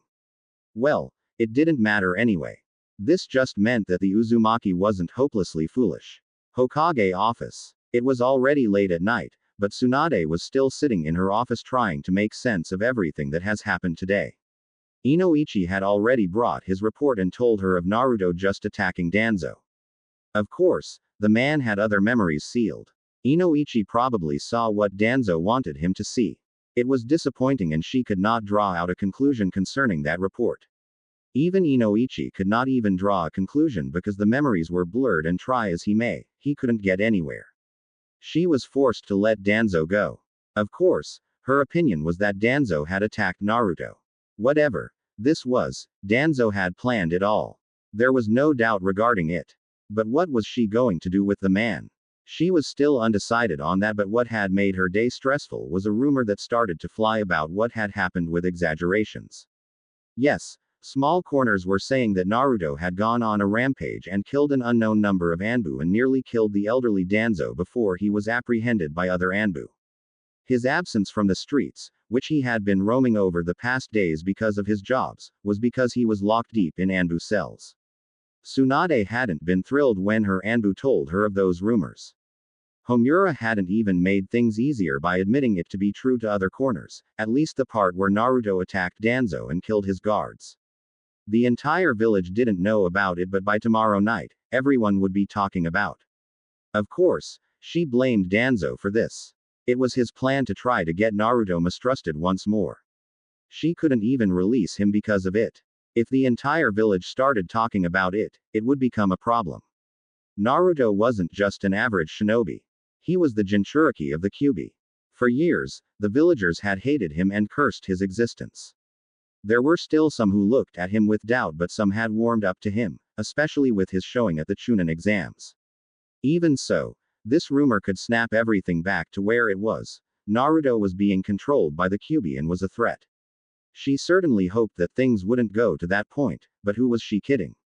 The thought of the Kyuubi made the villagers of this village turn off their humanity and become intolerable animals she could not stand. Still, Tsunade truly hoped that things didn't revert to back where they were. It would drive Naruto to a corner. They may not do anything to him, but the stares and looks of mistrust, Naruto would only be reliving the days of old. She didn't want that for Naruto. Not when she was leading the village. Could it be that Danzo had planned this? If Naruto was hated and forced to walk in the shadows just so he could escape the villagers, or perhaps he goes to a point where he becomes mentally unstable. If so, it was well played by the War Hawk. He could move in if Naruto allows the hatred to get the better of him. The increasing pressure on him would only make it possible for shouts for Naruto to be controlled and monitored because of the increased risk of his escape from Konoha. The Godime Hokage looked up to the door when she heard a knock. Ibiki walked into the office holding a file marked for the Hokage's eyes only. "You took your time," she said bit impatiently. "Forgive me Hokage-sama, but I was trying to connect a few dots and study my time with Naruto before writing down the report of my interrogation," Ibiki said before placing the file on Tsunade's desk. The slug princess stared at it for a moment before looking back at Ibiki. She didn't touch the report. "Start with the bad news," Tsunade ordered. "There isn't much, but he doesn't appear to be fond of the treatment he received from the villagers back then. He briefly touched on it and I could see that it wasn't something that made him happy. I could not detect anger towards the villagers. What stuck out the most was when he spoke about killing the two Root Anbu. He didn't blink, but just said I killed the two as if he was talking about the weather. There was nothing in his eyes. From what I know, he isn't experienced in killing people. His lack of emotion to death makes me question his mental status. The good news is that what he told me wasn't lie. From my eyes of experience, I can say without doubt that his story is true, according to him at least," Ibiki said in a calm tone. "He was cooperative and showed no signs of aggression. I believe him when he says that Danzo made the first move and said something about making him his weapon. Considering that it wouldn't be the first time he has made those intentions known, I don't find it hard to believe. That was at least some good news from a professional. Perhaps Naruto's testimony would fill in the blanks left out by Danzo." In any case, this was what she had expected. She had known that Naruto wasn't guilty of trying to kill Danzo. "Thank you, Ibiki. I will study your report and Inoichi's report before making a decision. I don't have to tell you that the contents of this report are not to be shared with anyone." "I understand, Hokage-sama," Ibiki said with a bow. "Good. You're excused." Ibiki turned away, but he suddenly stopped and spoke. "Hokage-sama, this isn't in the report, but there is something that Naruto left out about Danzo. I can't tell what, but there is something that he did not say. I thought if you spoke to him, perhaps he would tell you." Tsunade nodded and thanked the man once more. The slug princess didn't have the appetite to look into the report at the moment. What he had just said about Naruto, the bad, worried her. How could her Naruto, that naive little boy, kill without even blinking? Ibiki had said so. He hadn't displayed any emotion when he spoke about killing two of Danzo's Root Anbu. In any case, there hadn't been any need to kill them. He could have just disabled them. That has always been the case with him, hasn't it? Beat them until they could no longer stand. Perhaps it was time to fully accept what Jiraiya had said. Naruto was no longer the same. She had been struggling to accept what the pervert had said about Naruto not being the same as he was. The issue Ibiki had raised was a little extreme, so much more that she was worried about his mental state. For a Jinchuriki turning into a heartless killing machine, that was not wanted. It would raise fears. He certainly wouldn't become like Gaara, would he? Tsunade shook her head. Naruto wasn't like that. There had to be a reason. She nodded and looked at Ibiki's report. She went through it speedily and was pleased when she finished reading it. There was nothing to worry about. She could consolidate the report into one, but now she had to worry about to handle that snake. Yes, she wasn't above using old information to throw him into a cell. However, knowing that Danzo would not willingly settle down, she had to plot wisely to ensure that his cronies were handled. That would be a long process that would involve dark arts, but she wasn't above taking such measures, especially when it dealt with that deceitful snake. Once Jiraiya was back, she would begin with the plotting. She should have done this long ago. Even her sensei should have done so. Midnight, Anbu cells. You just step away from the village and when you come back, it is already on its feet. What was just wrong with this village and the plotters? Kakashi had been shocked just learning that Naruto was in Anbu cells. He had thought someone was pulling a fast one on him, but it turned out to be true. Even when he was tired from his mission, he could not settle without seeing the blonde. He had asked for permission to be allowed to see the blonde and they'd allowed him. The Jonin stopped by the dark cell and looked towards the son of the Yondaime Hokage. What has this village done? Would his sensei ever rest in peace? This village resented and ignored the presence of his son, the son he wanted to be seen as a hero, and now it had locked him in a dark cell that was preserved for criminals. Naruto wasn't a criminal, sure he has changed, but he didn't deserve to be in this place. Naruto, Kakashi called, just to see if the blonde was asleep or not. He was in that meditative position, but his eyes were closed and he hadn't reacted to his presence. The blonde's eyes slowly opened. They were just crystal blue, staring back at him. The Jonin did his weak eye smile. Yo, he attempted to lighten the mood. It didn't work. Kakashi sensei, what brings you here in the middle of the night? If I was someone else, I'd think you were here to break me out, Naruto said calmly. Well, that would be something interesting. It would change a whole lot of stories that needed to be written. I just got back, Kakashi said. Are you trying to make a joke regarding that? He asked. Well, Naruto had been mischievous and never wanted to stay still. Perhaps he could think of trying to escape from the cell and go to sleep in his apartment just because he could not sleep peacefully here. He had been that kind of person. But this Naruto knew that there would be consequences if he did such a thing. Who knows? Naruto said. He wasn't surprised to see the Jonin here. The man may have been a crappy sensei who only taught teamwork and tree walking as well as water walking, but he was someone who was human. The Jonin had taught him valuable lessons about life. And he has always looked to be someone filled with regrets, perhaps about his past teammates who were now dead. I thought you'd be sleeping, but I'm happy I'm able to talk to you. Kakashi said. This time his eye smile wasn't weak. I can't sleep at this place. I tried, but it seems impossible. And there had been a visitor not long ago. Naruto said calmly. It had been rather displeasing when one of Danzo's cronies operating in the village's Anbu confronted him. There had been a message for him, and that was that Danzo could get him anywhere and at any time. That wasn't true and didn't frighten him at all. He was here because he had allowed it. If he had refused, there was nothing those Anbu could have done about it. They could have tried to fight him, but if he pulled most of his cards, he could have just left them chasing after his clones. The fact that one of Danzo's people had come here to give a message had shown him that the man was after something. He had thought now that he was placed here, the man would try something. Of course, then, he would have to fight, and that was going to attract attention. He may have been accused to attempting to escape if Danzo played his cards right. It had just been a message, which meant that there was another plot running somewhere else, and that made him a little worried. Let me guess, Danzo's people. Kakashi said. Knowing why Naruto was here, it didn't take a genius to figure that out. What did they want? They are able to reach me anywhere. Naruto said calmly. Kakashi was silent for a couple of moments before speaking once more. How are you holding up though? Considering everything that has happened, this is unfair to you. Especially with Danzo walking around the village without any charge on his head. The Jonin sounded bitter about it. You're not even questioning anything. Naruto said. I worked with him before, I know his tricks and I know you. Kakashi said a bit carelessly on the last part.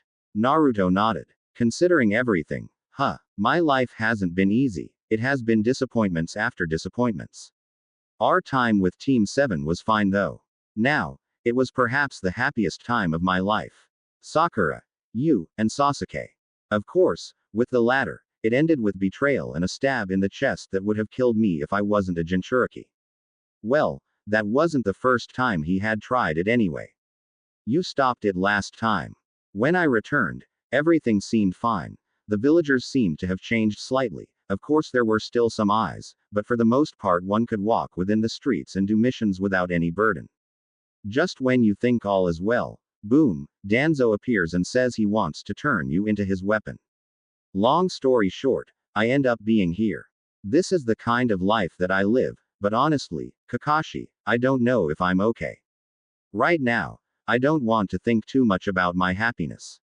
When I get out of here, I will think about it because then I will know what will await me. It can't get worse than this, right? Kakashi flinched with that last question from Naruto. No one should really say those words because they appeared like a curse. Yes, it was going to get worse than this. Today was nothing, but tomorrow by midday, Naruto would no longer be able to walk in the streets freely. Kakashi had known that it would have to take Naruto about doing something ridiculously pleasing in the eyes of the villagers for them to accept him as just Naruto. There was a big, but, nevertheless. If Naruto happened to do something that was considered evil, all those fears, those thoughts they had about him, would come back in the blink of an eye. The human mind was a treacherous thing. One simple wrong could ruin a lifetime of good. And for Naruto, a single rumor could return to the days of the old. It wasn't going to become simple as there was apparently someone running a campaign against the blonde, at least as far as his former colleagues at Anbu have told him. Even if there were some exaggerations, but if the villagers recall what they used to call him, the loved ones they lost, the image of the Kyuubi destroying this village, those emotions would show themselves once more. Had it been a couple of years ago, he wouldn't have had the guts to say it to Naruto, but there was no other choice here. He hadn't spoken to the Godime and the Anbu said they hadn't told the blonde about it yet. But Kakashi wasn't going to keep Naruto in the dark about something like this, even if it would be painful for him to accept. There is actually something, Kakashi said, his tone a bit hollow. I haven't witnessed it myself, but the Anbu said after conducting some investigations, they found out that there was a rumor with some exaggerations running around the streets. It was a surprise to them, because only a few knew about the incident as Tsunade-sama had declared it an S-rank secret. Not even the clan heads were told about it. But somehow, it was doing rounds in the streets. Kakashi didn't have to spell it out what was being said, Naruto could make heads and tails. Yes, he had killed people, but they were probably looking at it as if it was some sort of taboo because he was a Jinchuriki of the Biju that killed many that fateful night. They were exaggerating, but Konoha's people have always acted in such a manner. Naruto didn't find it surprising really. Did he really expect more from them? Maybe, but this was the reality of things. The fact that they had called him a demon brat when he was just a little boy showed him just how treacherous they could be. Naruto sighed disappointedly. These were the humans he wanted to save from the corrupt world of shinobi. What has the world really offered him?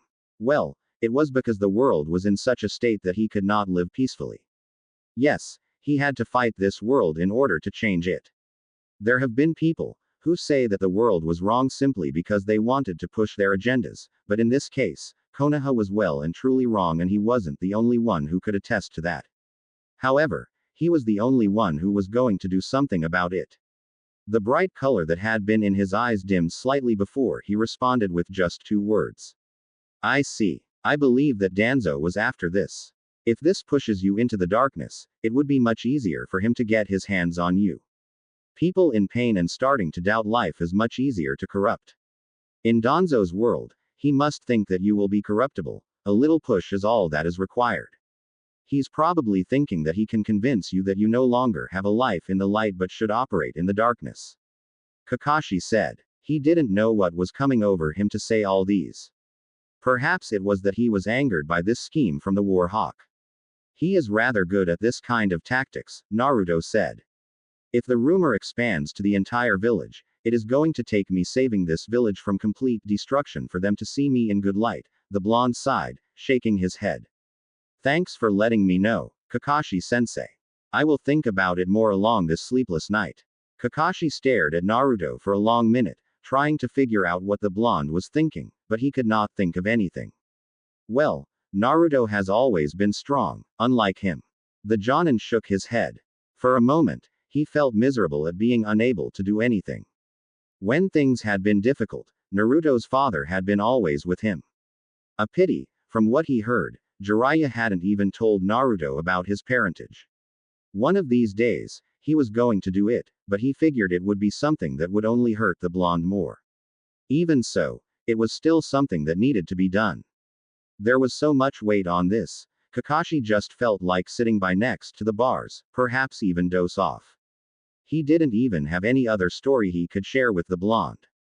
Did it feel like he was abandoning the blonde by leaving him alone here? Sasuke was already gone. He didn't want to lose Naruto too. There had been blunders he made as the sensei of Team 7, but he was man enough to admit that. Of course, it didn't change anything, but he knew, and admitting it wasn't to make himself feel better. Naruto closed his eyes, seeing that Kakashi was having a debate within his head. I see that you have a lot to think about. You should go somewhere you will be able to think clearly, Kakashi-sensei. I also need to do my thinking. Because if I leave this place tomorrow, a whole new world will be awaiting me. I must be prepared to face that. Kakashi slowly nodded. Another weak-eye smile graced his expression, but he did not move, not until a couple of minutes flew by. Once Kakashi slowly retreated, Naruto opened his eyes. A cursed life, huh?